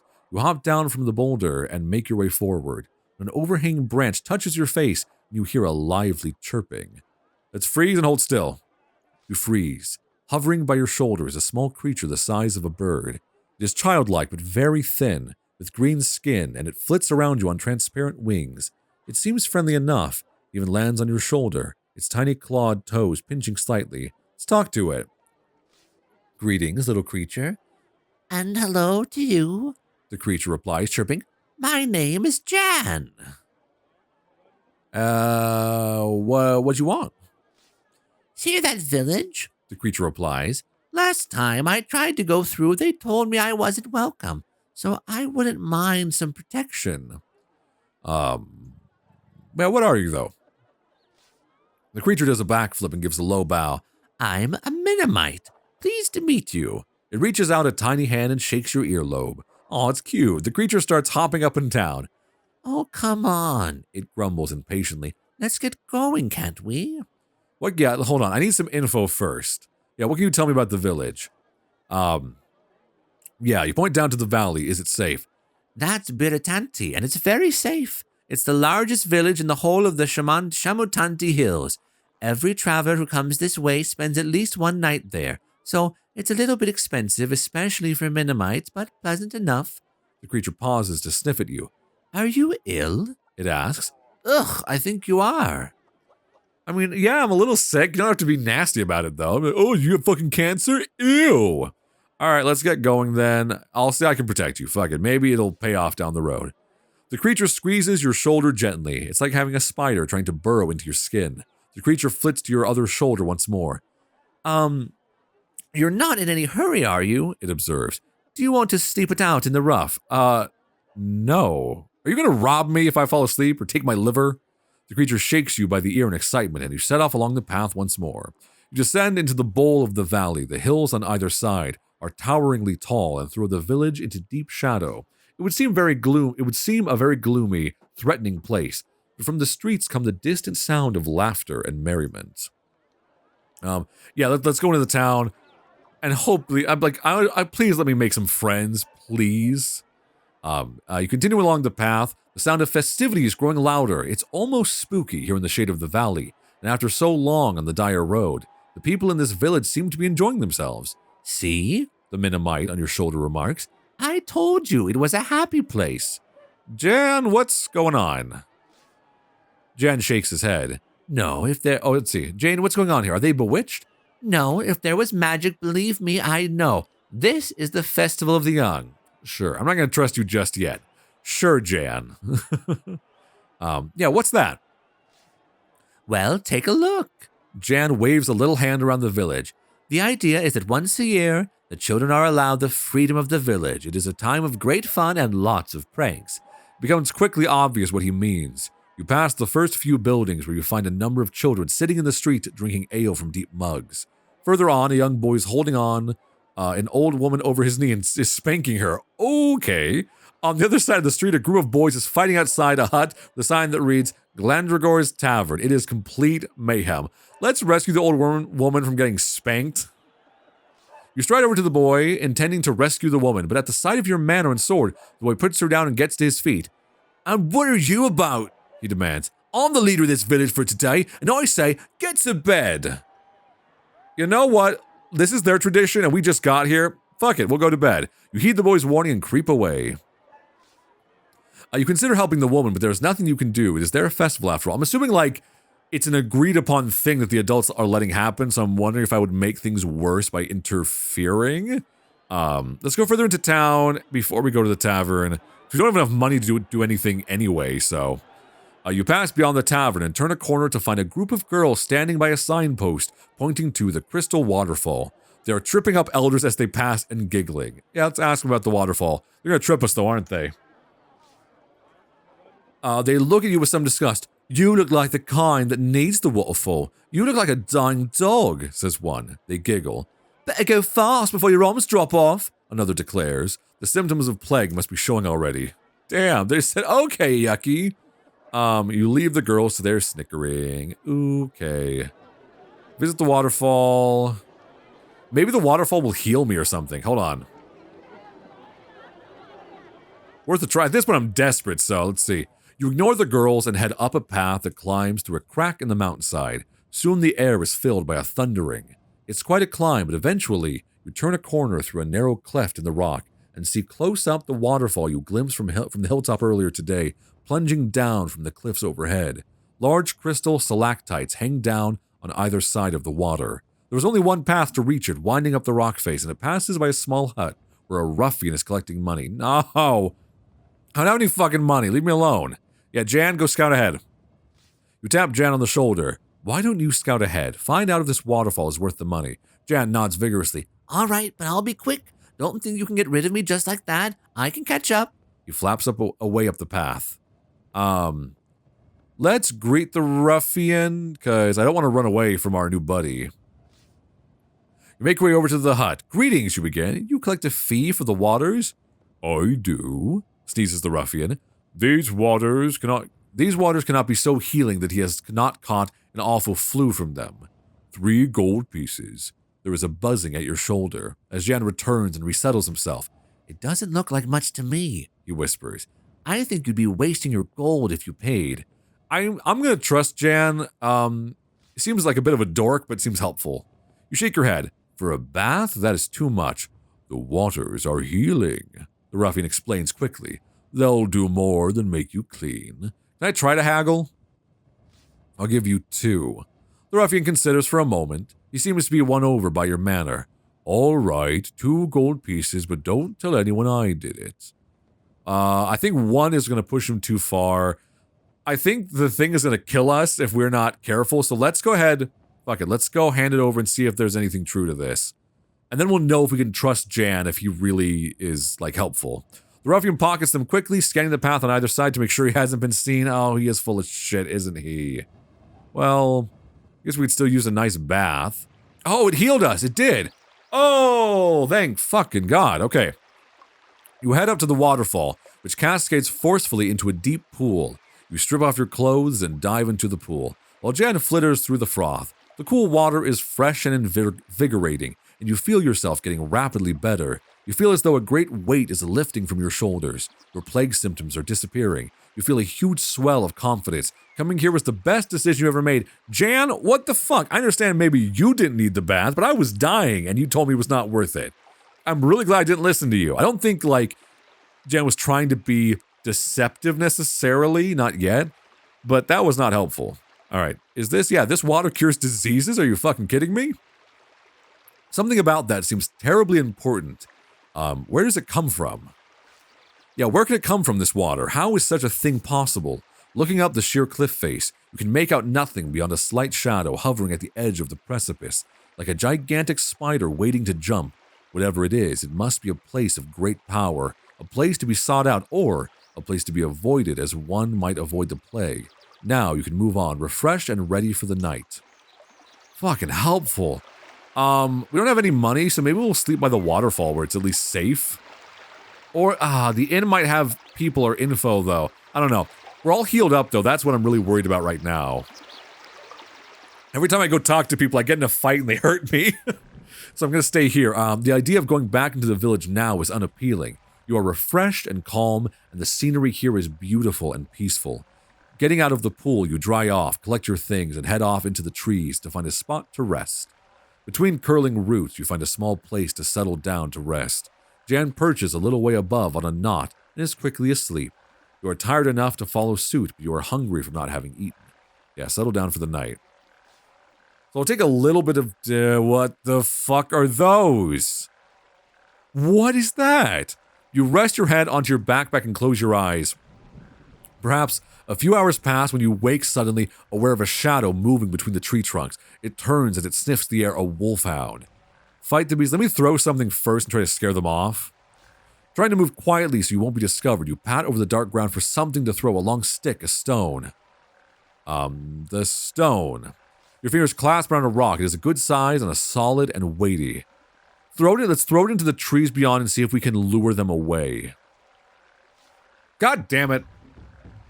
You throw the stone off into the distance behind the beast. For a moment it turns its head, but clearly your smell is too strong. The creature rushes towards you. You draw your sword, the long metal flashing in the moonlight. The beast roars and howls. God damn it. I feel like big slash... excuse me. Is a good way to start. Like, let's start... I don't think it's going to use all of his power at once, so let's do like a somewhat big hit. Yeah, okay, that's what I thought. Now, let's see. What does it say? The wolfhound creeps towards you, jaws dripping and fur shining wet. It will not listen to reason. You charge headlong. It bounds forward only to run itself onto your blade. It writhes and howls. Because now I have enough for another big swipe, and he'll be very weak, so... Because you already used most of your attacks. So I actually can only use... I can use like a little bit of it. And still get a good amount of damage. Yeah, there we go. Still defended, but at least I did damage. You turn your blade for a manic blow. The wolfhound drops back. As the wolfhound grows weaker, its snarl gets madder. So it's going to have a lot more fighting power.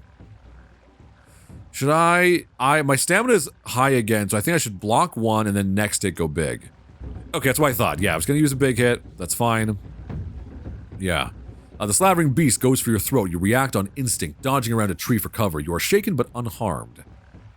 And now, like a solid 5 slash. Stop defending, goddammit, you're a wolf. Have some dignity and fight. Die like a, well, not a man, you're a wolf, but close enough. Crawling now, its fur is thick with dried blood. Alright, let's see. No! Shit. That's on me for getting too greedy. God damn it. Now you probably will not be able to do much of anything to fight me, though, because what did it say? Setting your stance, you make ready to stab and skewer the wolfhound in its gaping throat, but it is barreling forward with all hell's fury at its back. It sinks teeth into your forearm, blood streams from your arm and into the dirt. Fuck. There we go. That was not great, though. You try and swipe as the wolfhound weakly opens its jaws to bite. You plunge your blade between its teeth, all the way down to its heart. The wolfhound howls, a gurgling, blood-soaked sound, and then it dies. Oof. Now I can go back to sleep. God damn it. Then, once satisfied, you lay down and try to sleep. Jan flutters down and resettles on your shoulder. Your dreams are filled with walking, with peaks and valleys and endless paths. A curious light plays across them, building walls to heights before ruining them as it moves away. The rest of the night passes silently. Oh my god, okay, we still have the little rest bonus though, so all in all, it's not going that badly compared to us being on death's door for like days of our journey so far. You rise early from your spot beneath the tree. As you gather your things, Jan leaps up and onto your shoulder. Ready to go, he chirps. Oh, ready to go, he chirps. Gotta do his voice. You pass through the village, which is now as quiet as the grave, and rejoin the path on the far side of the Birantanti. The sun sits on the horizon like a gleaming jewel. If all goes well, you will reach Torapani today, the last village in the Shamu Tanti Hills. After a short climb, the path breaks, heading uphill to the left and downhill to the right. Let me ask if Jan knows anything, but I don't know. You had like the waterfall recommendation, which actually was amazing. To the right is the forest. To the left, the going is easier. The path heads through a field of black flowers to Torapani. I'm sorry, Jan has a stutter right now for some reason. Yeah, what else do you know? Shaking you, tell me! Nothing, protests the creature. That's a fine way to talk to your guide. I'm not charging you for my advice, you know. You get no more from the creature. Time to decide. I don't know. I think Jan might want us to die to get something, so... Because let's see. Okay. Yeah, because right is the forest, left is going to be easier. Okay. The path is through a field of black flowers. Which I'm assuming is this right here. I kind of want to go this way up to the waterfall and see what like the seat of power is now that we're healed up. Let's go this way. Fuck it. We go right. Then be on your guard, Jan warns you. You climb a rise. The way is not too steep, and as noon approaches, you have crested the ridge and are descending it again. You are now at the highest point of the hills, where the trees are thin. The view west goes on forever, and sometimes you catch glimpses of Kare on the north horizon. With nothing to eat, you keep walking into the early afternoon. Jan is in a talkative mood and fills the air around with his chatter about what he can see and how things smell, and what he plans to do once he makes his fortune in Kare. You pass from the open hillside into a patch of deep forest. Quite suddenly, Jan falls quiet and hisses in your ear. Stop now. Yeah, why? Because, insists the creature in a tiny voice. Because something is following us. You come to a dead stop. Jan is right. Something is moving through the trees behind you. A moment later, a point of steel has emerged from the darkness between two trees and touches your neck. You've seen me, whispers a voice. I know it. Let's answer. They already have a point to the back of our neck, so let's not do something stupid. I see nothing, you call back. You are quite safe. It is not I who is not safe. Who are you? There was no reply, but the tall, dark... It's the knight who says knee. But the tall, dark figure of an assassin emerges from the trees. He is dressed head to toe in black. And you had not seen him, and had you not seen him a moment before, even though he had been standing a mere arm's length away, He wields a sharp scimitar in expert hands. I have enough stamina. I could, like, muddle him up, because I think he's going to be a tough fight. Hold on. What's the... Is it dumb is the one, I think? Hold on. Dooba-dooba-doo. Did I not use that one, or is that only used, like, mid-fight? I would imagine not.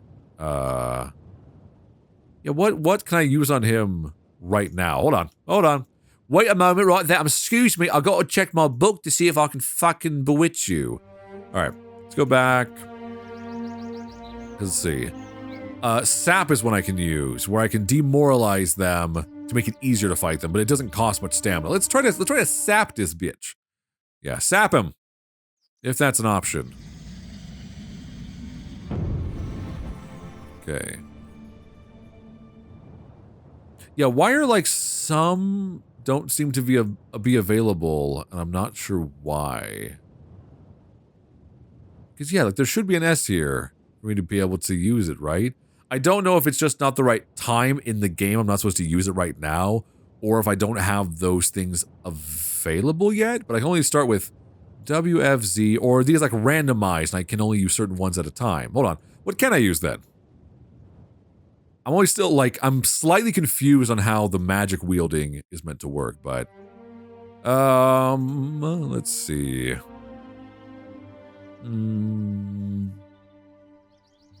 This one can make him deranged and dim. Okay.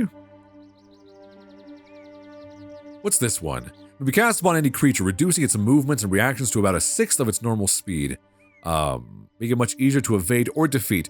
Dawes, is that an option I could use? Because maybe that's the way to go. And creates multiple images of the caster, all capable of casting spells and attacking. Each will perform identical actions, and most creatures will be unable to tell which is the real figure. So this will make him miss a lot, won't it? But it also starts with an S, and I don't have one of those, do I? Let's try Dawes or 6 is what I want to try. They don't seem to be working, and I don't know if it's because... Maybe it's because I'm not much of a magic wielder, and I don't have everything available to me. Can I start with a D? No, I can't. What can I possibly use then? What the hell? Let's just use a random one. Fuck it. Create a shield. Requires stamina. Okay. That's not what I want. No. I forget that I can just type them in and see what they do. Fuck it, I'm gonna stab this bitch to death. Magic is confusing anyway. I'm playing a barbarian, I guess. You bring your sword up to bear. Alright. I don't know. He's an assassin. I want to feel like feint in and do a small attack first, but I don't want to risk it. I should do a somewhat large attack to start. You're gonna defend right out the gate. That's kind of annoying. The assassin nods at you, taps 2 fingers against his chest, and then takes his position. You measure the weight of your sword, then bring it up to deliver a cleaving blow. The assassin covers himself. Closing his eyes, he murmurs a quick prayer as he sets his stance. He hasn't used any yet, so I feel like he might use a big attack. Let's defend. Yeah, I knew it. Alright. And now he has, like, barely anything how he can fight, so, like, barely any left for him to fight with. You drop yourself into a crouch as he powers forward, but it only tires him out. You are mostly unharmed. He can't do much, so let's do a medium attack. Stop doing that. Is he just gonna switch between crazy heavy attacks and tiny, like, defending, not doing anything? Alright, time to attack. You swing your sword fast in towards his chest, but the impact clangs against his turned sword. He grins. He is left breathless, but otherwise unharmed. The assassin spins his sword about to shift the sword across his body. Motherfucker. Big hit! Yeah, I was gonna say, I know he's gonna not keep avoiding fighting forever, so... the trees watch as the battle unfolds. Relentlessly, you cut and thrust, keeping him pinned. You rush forward with a deep, heavy slash, but the blow you land is only minor, because the assassin has adjusted his stance swiftly. Alright. I'm gonna defend now, because I'm so low anyway. I think he's gonna come in for a big swipe and use most of his energy. You whip up your defenses as he attempts a strong stroke. You parry as best you can. The assassin swivels his grip. The weapon sings as it moves. I'm going to do a light attack. I think he might try to trick us with this and defend again. Yeah, small attack. There we go. And now we have enough for a big one. Acting quickly, you sting with your blade low and fast, saving your energy. But his own move is fast and careful as he is able to parry. Blood drips from the assassin's tunic. He curses under his breath. The assassin flicks the blade through the air, crouching as he moves. Okay. I think now we can overpower him. Yes, yes! Ha! That's what you get. The assassin is ready to leap back into the tree line as you come at him. He is off balance and moving slowly, and the blade goes deep. He turns and tumbles, releasing his sword as he topples. I'm not so proud as to admit when I am beaten, he groans. You may finish me off if you so choose, but if you do me an honor. Use my own blade. Okay. The assassin is not dead but lies on the floor. He's a fucking assassin. I feel like if we spare him, that's stupid, and we need gold. And he probably has money because he's a fucking thief. He also came up and tried to kill us. He didn't like, hey, I'll strike a bargain with you and I'll pretend I killed you. And then maybe I could be like, you're a scumbag, but like maybe we can cut a deal. I kind of want to kill him. Fuck it. Yeah, give me your shit. With a single blow, you finish the assassin. He dies with his lips pursed in silent prayer, not cursing you, but commanding his own soul to a better place. You rifle his body for a measly 3 gold pieces, then continue on the path out of the woods and onto a dusty hillside. Jan, for a brief while, says nothing. Perhaps he is shocked, but the blissful silence doesn't last for long. Oh, shit. Do I have enough for a prayer again? I do. Okay. All right, I'm not going to use that yet, now that my elephant god has returned to me. How much longer do you think we'll be traveling today? The Minimite on your shoulder asks. I'm hungry and tired. We've gone such a long way. You can fly. What is your problem, all right? You're probably on my shoulder the whole day. This is like carrying a kid around like Disneyland. They're like, my feet hurt. I have been rolling a stroller around. How are you tired? Let's see. Not much further. Let's be nice. The Minimite sighs and slumps onto your shoulder. Tinkerbell, fucking keep it together. You continue along the path and around the side of a hill. The wooden hut is set into the slope with an old woman sitting on the front step. A river seems to emerge from beneath her. As you get closer, you realize the water flows from underneath her house. I thought that said from underneath her blouse, and I was like, is this vagina water? Her magic pussy is just cleansing everyone? I mean, if you have the power to do that with the healing pussy you have, then why not use it? That's not what it says. The water flows from underneath her house, and the house itself is set on splayed struts like an insect, straddling the watercourse. A few paces from the front of the house, the water plunges over the edge of a sheer cliff and disappears. Let's talk to the woman. I don't think we're going to be doing much sneaking around. I don't know if that's the right way to go about this. Greetings, you call. The woman looks up at you and smiles. Come over here, won't you? She calls. I can barely see you. Okay, mommy, whatever, okay. What do you want? You approach the old woman. She smiles. Oh, never mind. She's old and scary. She smiles a toothless smile and gets up from the step. Come in, please. She beckons. I get so lonely living out here on my own away from the villages. It's probably a trap, but like... Hold on, can I cast a spell outside of normal stuff? I don't think I can. There's the one that tells you if it's a trap, but I don't know if it applies outside of where it's like offered. So let's go inside. Thank you. Let's see. You follow her inside and take a seat by a long wooden table. I'll bring us some tea, she says. She sounds almost nervous.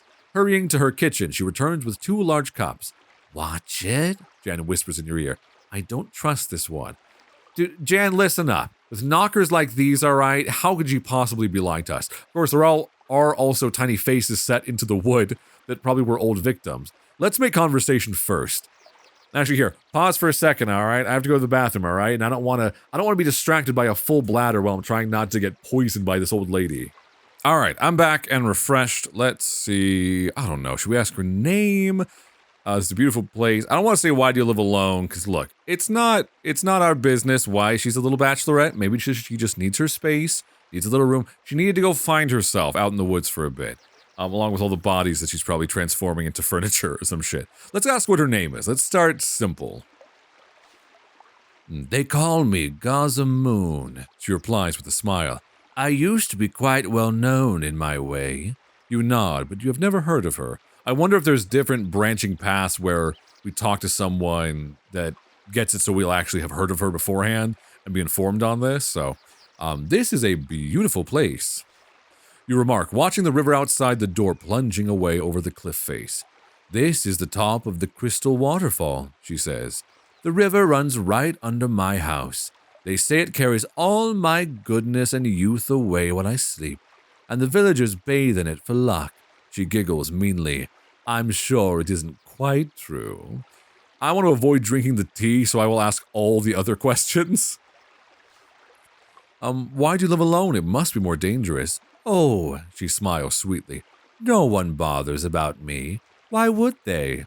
You smile and nod. You make to sip your tea, and the old woman stops you, catching your arm before the cup reaches your lips. Oh, she says, I've forgotten the pot. She goes back to the kitchen to fetch it. I do feel like maybe she is not positive that she wants to poison us yet with it, so let's switch cups with her and see what happens. While she's away from the table, you switch the two cups around. Then when she returns, you lift the one closest to you and drink.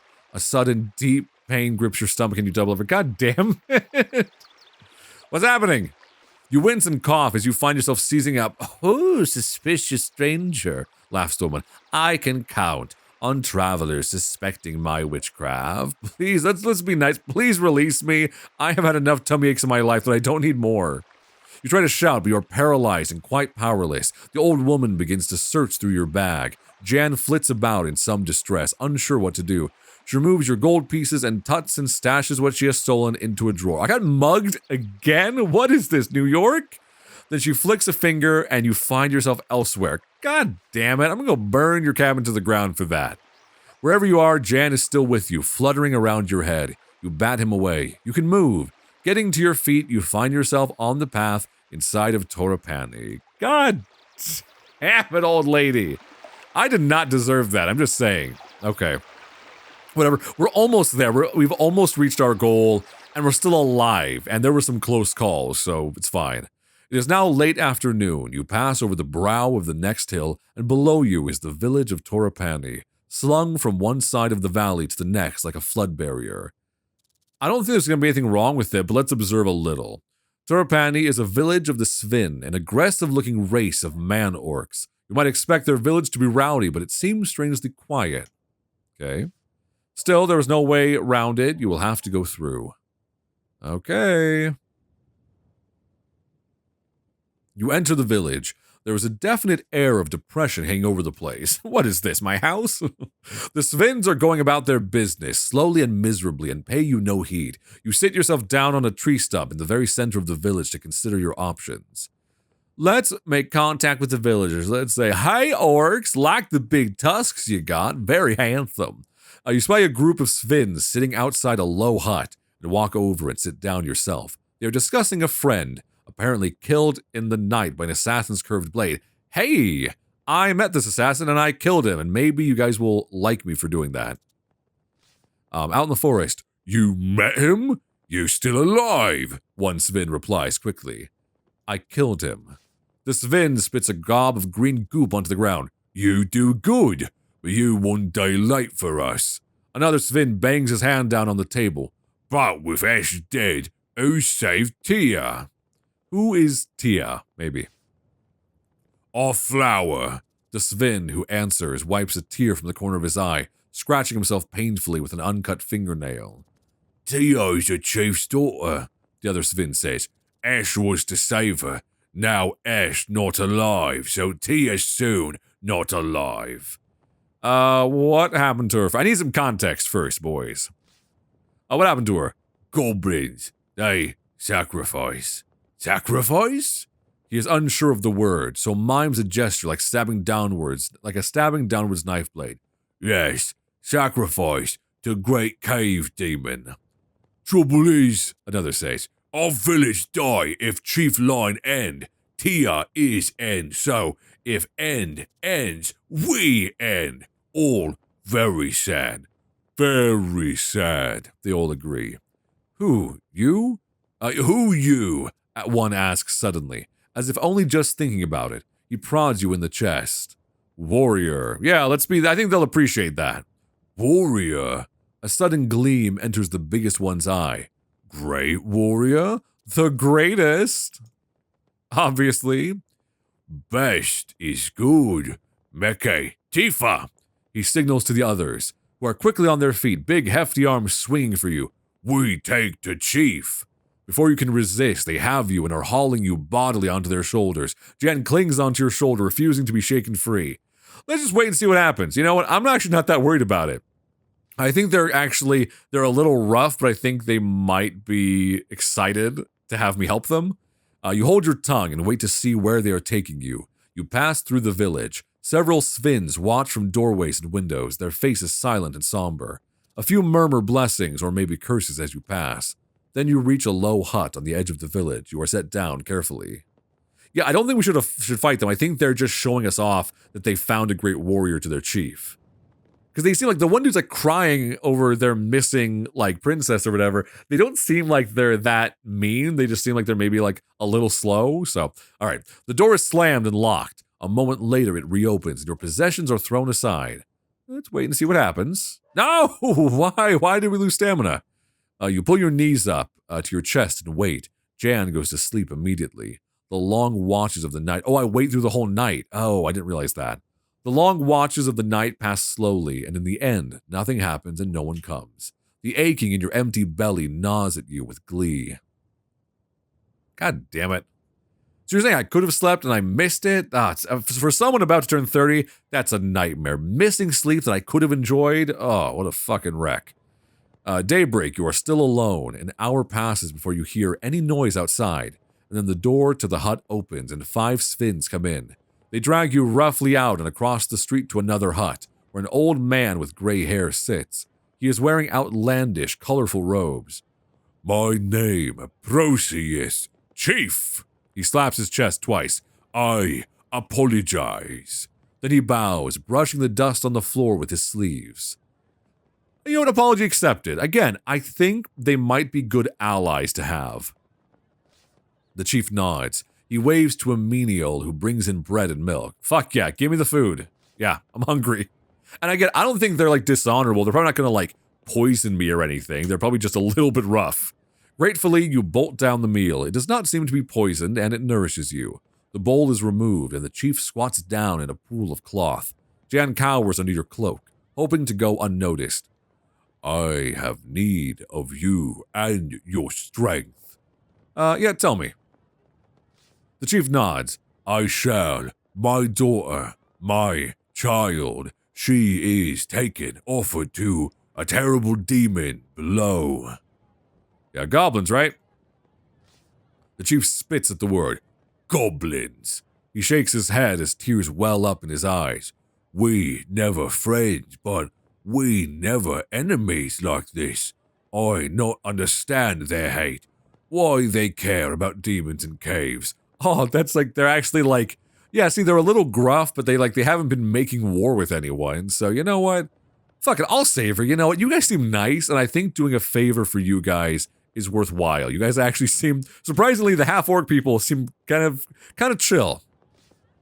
The chief wipes away a tear with a clawed finger. He gestures to the other Svins who, still taking no chances, grab you by your arms and haul you to your feet. Alright, fair enough. I guess we're going into the pit. I'm assuming this is the last big mission before we get to the city, so I don't want to miss it and say we won't help. Alright, you are led along a short pathway through the forest to a crack in the ground. One Svin has brought a rope and another a basket. They are preparing to lower you down into the pit of earth itself. Yeah, take the adventure. We're not going to try to escape. It's like they're not doing it against our will, at least as far as I know. If I had said no, maybe they would have done something, but I don't know. Let's go on an adventure. Fuck it. We've come all this way. We've got half of our health. We're good to go. You wait until they are ready, then step into the basket. The chief nods to you with respect. Watch the darkness, he declares as they start to lower you down. From your shoulder, Jan murmurs, "We're in trouble now." He shivers. "You don't realize. You can't use magic with me around, and I'm not going anywhere." I can't use magic with you around? What? Have you been causing me to not be able to use sun magic for a while? Hold on. Did I not get that earlier, or has it just not come up because I've been bonking the shit out of people? You hit the floor with a thud and peer into the darkness. Your eyes can make out nothing, but a slight breeze suggests endless space in all directions. You are blind, helpless, trapped. Something clatters to your feet from above. One of the Sven shouts something down to you. I think they threw us something to help, so let's feel around the ground. You crouch down and feel around your feet until your hand closes on the base of something. You pick it up. It is dry wood. Is a dry wood torch. Something else falls from above and strikes you on the head. Tinderbox, calls the voice. Absolutely. I'm not going to curse them. Again, they're a little klutzy, but they're actually trying to be helpful. Rubbing the bruise on your head, you reach down and find a tinderbox. Yeah, let's light the torch. I imagine not being blind down here might literally be a lifesaver, and I think otherwise we might die down here and not reach the end of the campaign. So I'm going to take all the help we can get. All right. Yeah, let's head down below. But, hey, they said to fear the darkness, and if we've got a torch, maybe that'll give us a chance. All right. You can now see you're in a large cavern, wide and deep. At the far end, passageways disappear to the left and right. Through an uneven rockfall at the far end of the cavern, you hear a murmur. Let's listen first. You clamber over the rocks at the edge of the cavern to investigate the sound. It is a whimpering coming from the other side of the pile of stones. The Sven girl, perhaps. She came in this way, but then the cave-in blocked her path. You'll have to find a way to reach her. All right, so it said, let's see. Yeah, passageways disappear left and right. I don't think it matters so much what side, because we don't know yet. Let's go. All right, you know what? Here, Siri's going to flip a coin for us, all right? Let's say left is tails, right is heads. Hey, Siri, flip a coin. It's tails. All right, we're going left. Thanks, Siri. You go left and creep slowly into the darkness, ears straining for the sound of approaching threat, but all you can hear is Jan's quiet whimpering. The passage rises up a gentle incline. At the top, a thick crystal seam glitters in the torchlight, and the tunnel ends in a T-junction. Let's look at the crystal. I'm wondering if you wouldn't be able to see that without the torch. The seam seems to be made of pure diamond. It was no doubt in quest of this that these tunnels were carved, but why is no one mining here now? Fuck it, that crystal is mine. This is how I used to play D&D the couple campaigns I was in, was anytime there was something, even if it was clearly a little bit suspicious, I was taking it. You try to pry some diamonds loose from the incredible seam in the rock, but your sword is not up to the task and you would only make it blunt. You could perhaps return with a proper pick, but only if you escape these tunnels first. Alright, but at least I found it. Let's, fuck it. Siri, you're gonna be the way we decide how to go through here. Alright, let's see. If my phone will open. Hey Siri, flip a coin. It's heads. Alright, we're gonna go to the right. You turn right. Here, the cave system widens. Pendulous stalactites hang from the ceiling, as if about to fall and skewer you into place. You skirt between them, following a thin, safe path, until a side passage opens on the left. Oh, good lord. Alright. This one I'm thinking... okay, let's see.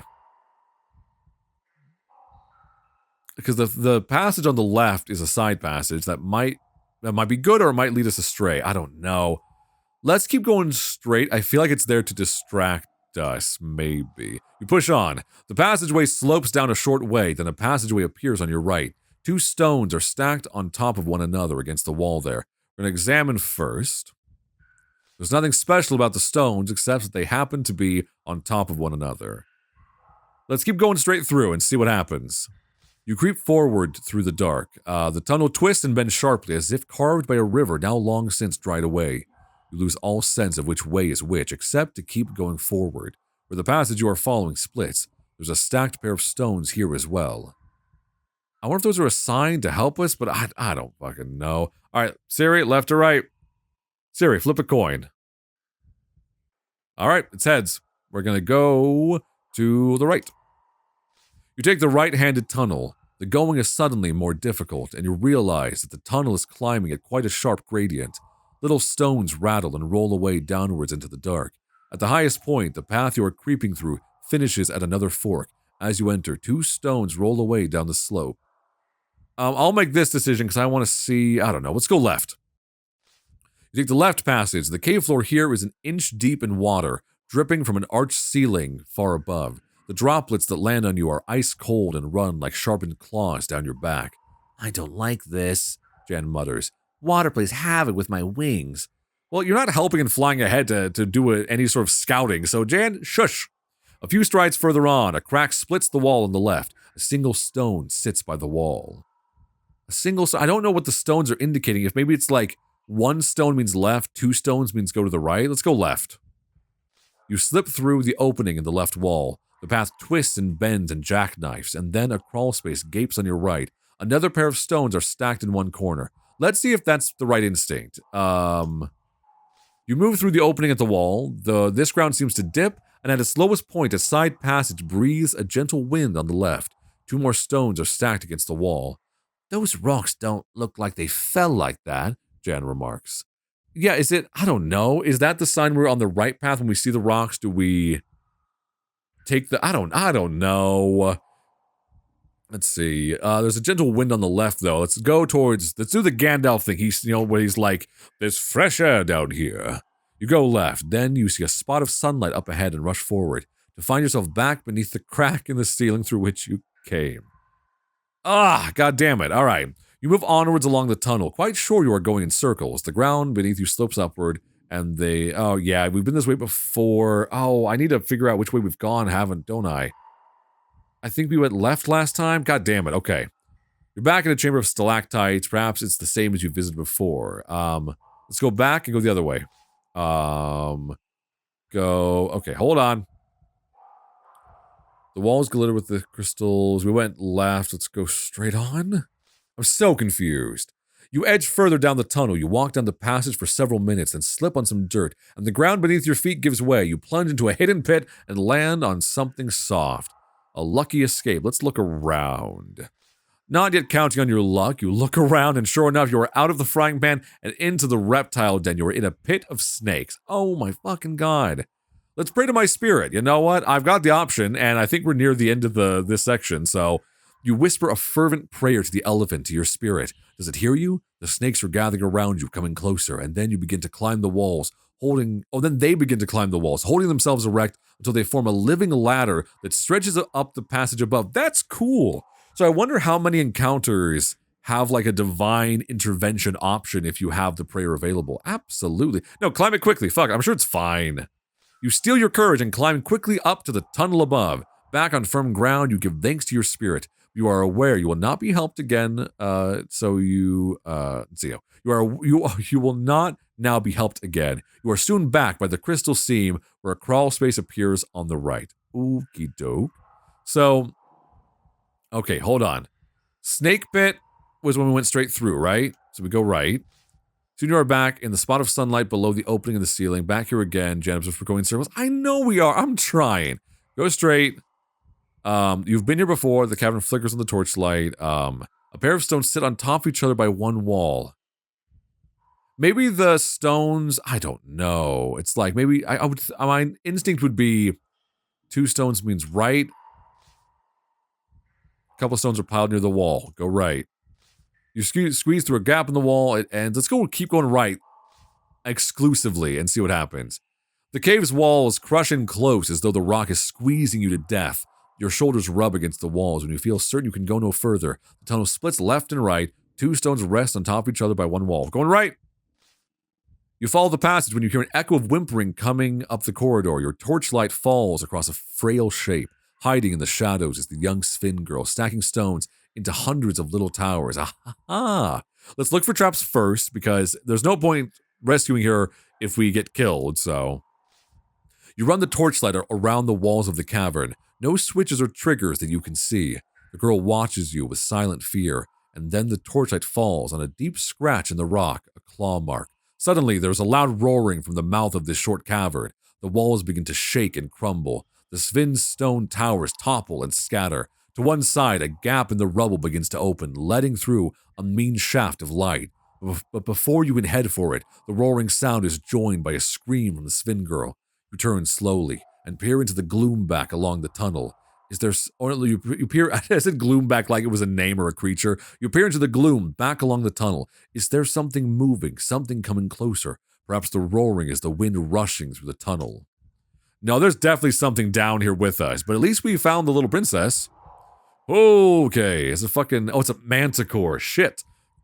You hear the scrabbling sounds of claws on rock, and the exit from the tunnel is blocked by a dark, looming shape, a manticore, huge, terrible.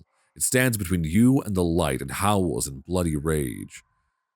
Let's look at the creature, but maybe it's going to have a chance to attack us if we wait. I thought there's usually a way to get your way out of it. No, not really. Okay. The manticore is a foul hybrid creature by the evil sorcerers of old, and steeped in bitter self-hatred. It has a lion's body and the tail of a scorpion, but its face is that of an old man. Its thoughts are cruel and resentful. It sees you. As it sees you, it rears back, flapping two enormous wings. Do we have any magic we can afford to use? Because if I can blast that motherfucker, I would like to. You begin to ready a spell when Jen tugs at your arm. You can't, he hisses. I told you, you can't do magic when I'm around. Oh, you're so useless, Jan. God damn it. Cursing him, you try to think of other options, and fast. You have no other choices. You draw your sword and close in on the beast, eyes focused tightly on the terrible sting. This is all the attack power we have? That's not amazing. He has so much. Okay, I think he's going to attack big to start, so we should defend. Oh shit, good call on my part. The fearsome creature paces forward, teeth bared. You drop back, raising your guard, hoping the beast will wear itself out.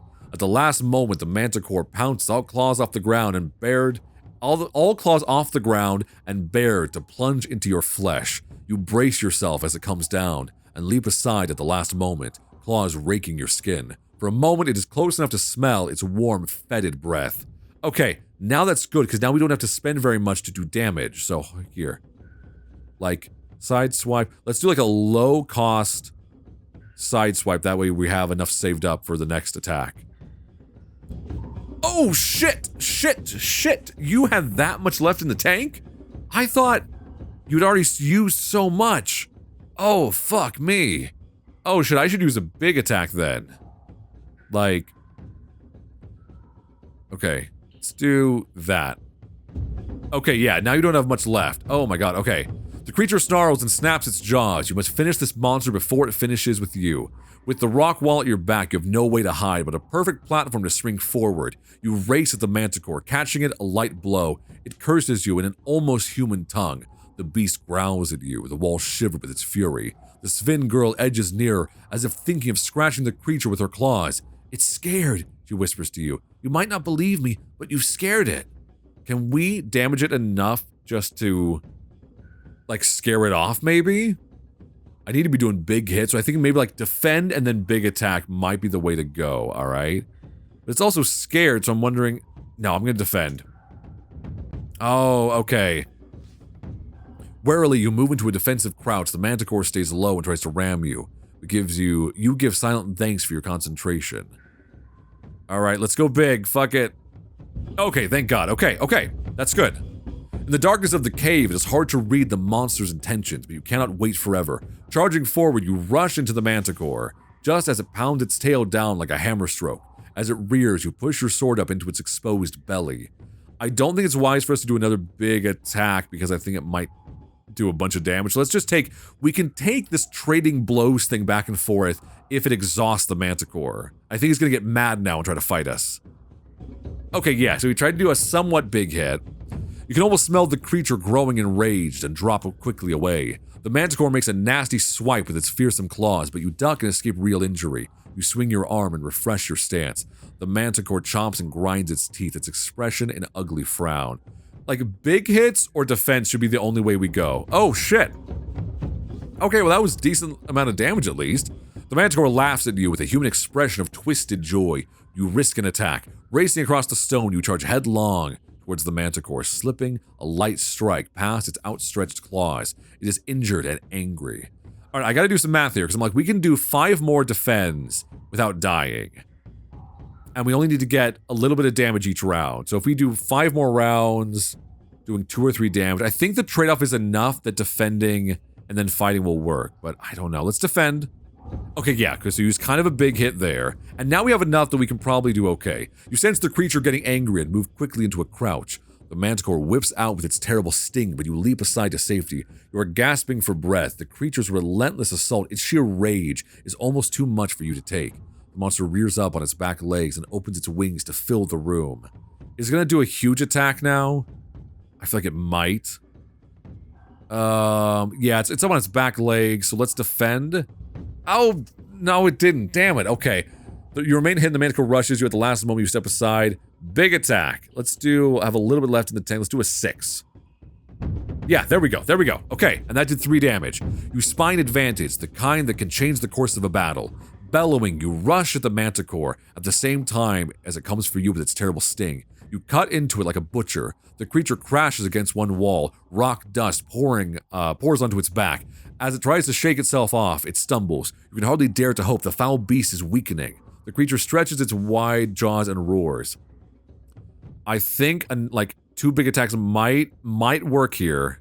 Yeah, because I was saying it's weakening, so I think we can just like hack at it a few times in a row. Standing firm, you swing a mighty stroke against the monster, catching the Manticore a passing cut. The sting of its tail begins to leak a foul-smelling green ooze. Now we're super low, and it did a weak attack, so we should defend now.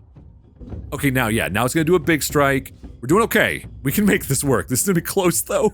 You can almost smell the creature coming for your blood and drop quickly into a guarded stance. The creature snaps with its knife-like teeth. You knock it back with your sword hilt. The Manticore roars. The ground itself seems to shake with its anger. Let's do like a medium intensity attack. Please work. Please fucking work. Yeah, good. Oh, we're so close! You must kill this creature. Dropping your weight, you chop a heavy swing at the vile beast. Landing a quick jab past the Manticore's tail, it roars in fury. We can handle a couple more damage without dying. But we can't do a big attack right now, so we're gonna defend. I knew they were gonna do a big attack. We wouldn't be able to deal with it. That's fine. You sense the creature growing in rage and move quickly away. The Manticore makes a vicious slash with its claws, but you stay low. You stagger back, the back of the gigantic sting knocking you flying across the cave room. The Sven girl is shaking with fear. You know she has seen heroes defeated before. The Manticore gnashes its jaws, readying itself for the taste of your bones. Go for its throat, the Sven girl cries out. Now we have enough power that we can handle a big fight. Yeah, I knew it wouldn't have enough to attack much, so we're good. I think 2 attacks in a row, we might be okay. You rush into the Manticore, catching it a light blow. The Manticore screams and howls in a voice that is almost human. It is dying, slowly, furiously, but nonetheless it weakens. The Manticore rears back and beats its wings hard. We're gonna defend ourselves, we only need to survive, and we're dead even now.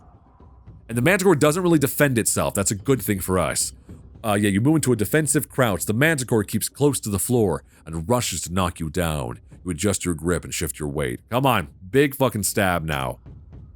Fuck yeah, by 0.2 points.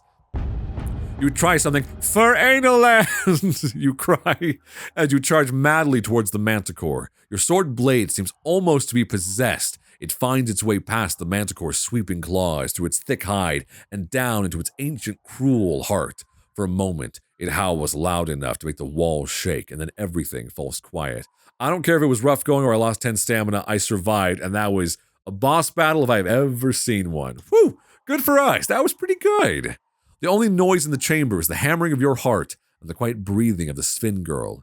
Then the Minimite breaks out into a loud cheer, whooping and punching the air. You bow to him. Thank you, the Sven girl murmurs, then tugging at your arm. This way. She leads you towards the light, through a gap in the rocks, to the pool of sunlight in the first cavern.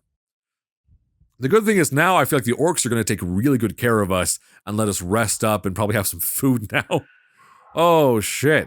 That was intense. I didn't know if we were going to make it. We've been so close to death so many times. We've been squeezing by just barely. You wave the torch, hoping to attract attention. Yeah, tell the girl to call up. That way they know she's here. Girl, call to your father. The Sven child nods mutely, then bawls at the top of her lungs, Proceus, I'm here! Then something drops down, a rope with a basket on the end. Get in together, the chief calls from above. We'll pull you both up. Yeah, they say we can pull us both up, so I'm confident in their strength, so let's both do it. You step into the basket and help the girl to clamber in with you. Ready! The Svens above begin to haul. The rope stretches and grows taut, but the basket doesn't move. The rope starts making a squealing noise, and the basket lifts a finger width off the floor. I'm letting the girl go first. You know what? They've been honorable so far. I don't think they're going to screw us over now. You step out of the basket and call up. Haul away! The Svens give a great cry and begin to pull up again, and this time the basket starts to slowly rise, spinning as it goes. The girl waves to you as she disappears up in the sunlight, then she is gone. A minute passes. Nothing.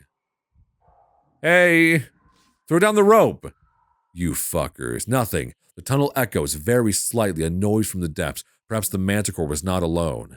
Start to climb. Oh, fuck. Start to climb. Fuck it. They have abandoned you, left you to your fate. Disagreeable creatures. Their promises of gifts and rewards were hollow. Setting down the torch, you begin to try and scale the rocky walls. It's a long and difficult climb, and you are tired. You cannot expect to make it, but you have no choice. Then a shadow falls across the entrance. Are they sealing it up? I don't think so. They're coming back. No, something falls. The rope and the basket. You clamber quickly in, and they haul you up. Above ground, the chief himself helps you onto the grass. His daughter is with him, clutching his hand. My daughter tells you fight bravely, he says. For that I am grateful. I invite you with us. Back. Torapani, will you come? Absolutely. Sorry. Look, I've got some real trust issues. I was really scared you were going to abandon me. Things have not gone well for me so far. I've gotten mugged a lot, you have to understand. So, but cool. We're all on good terms now. A little generosity cannot hurt you. You nod. I will come. As you enter the village, it erupts in celebration. Hell yeah. You all are a wild, wacky bunch, but honestly, we're cool. We're cool. It's good now. I appreciate you guys being nice to me. You are given a place to stay and recuperate from your long journey. A visit to the healing priest treats your wounds, and when you emerge, it is to find the village before somber and silent, now in full life. Flowers are tied to every rooftop, and bands of Sphins are playing music on long, strangely shaped lyres. You are whisked away into the dance by Proteus' daughter before the chief can welcome you to the feast. The night is glorious. Hell yeah, we got a party? And we got 10 gold? Oh, okay. They were good people after all right? They just made me nervous. That night, you sleep heavily and rise the next morning to continue your journey. The chief meets you before you go. My good friend, he declares, you have saved us. He presses 2 gifts into your hands. A pouch of 10 gold pieces, a fortune for a place like this, and a key. This opens the south city gate of Kare, he tells you. I hope it is use. You know what? Oh, I'm gonna miss him now. I like the orc so much. I really love that they didn't go with the usual trope of them being like bloodthirsty savage types, you know? Like the idea that they're kind of a simpler community, but they're an honorable one. That's why like the goblins stealing the kid was like such a transgression because they haven't done anything like that. So all right. Oh, I hope that'd be so cool if it came back around to them at some point. They could like help us out in a future battle in the story. So all right, you take your leave. The path winds away from Torapani, and soon you are on a downward slope away from the Shamutanti hills through stepped rice fields. As you walk, you feel for the first time the loneliness of the path ahead. Though Kare is a busy city, it is cruel, and beyond Kare there is nothing but vicious wasteland. You'll have no one to trust in the days ahead. In the distance rises the wall of a great city, the first true stonework you have seen since you left home. From your shoulder, you feel Jan hop away into the air.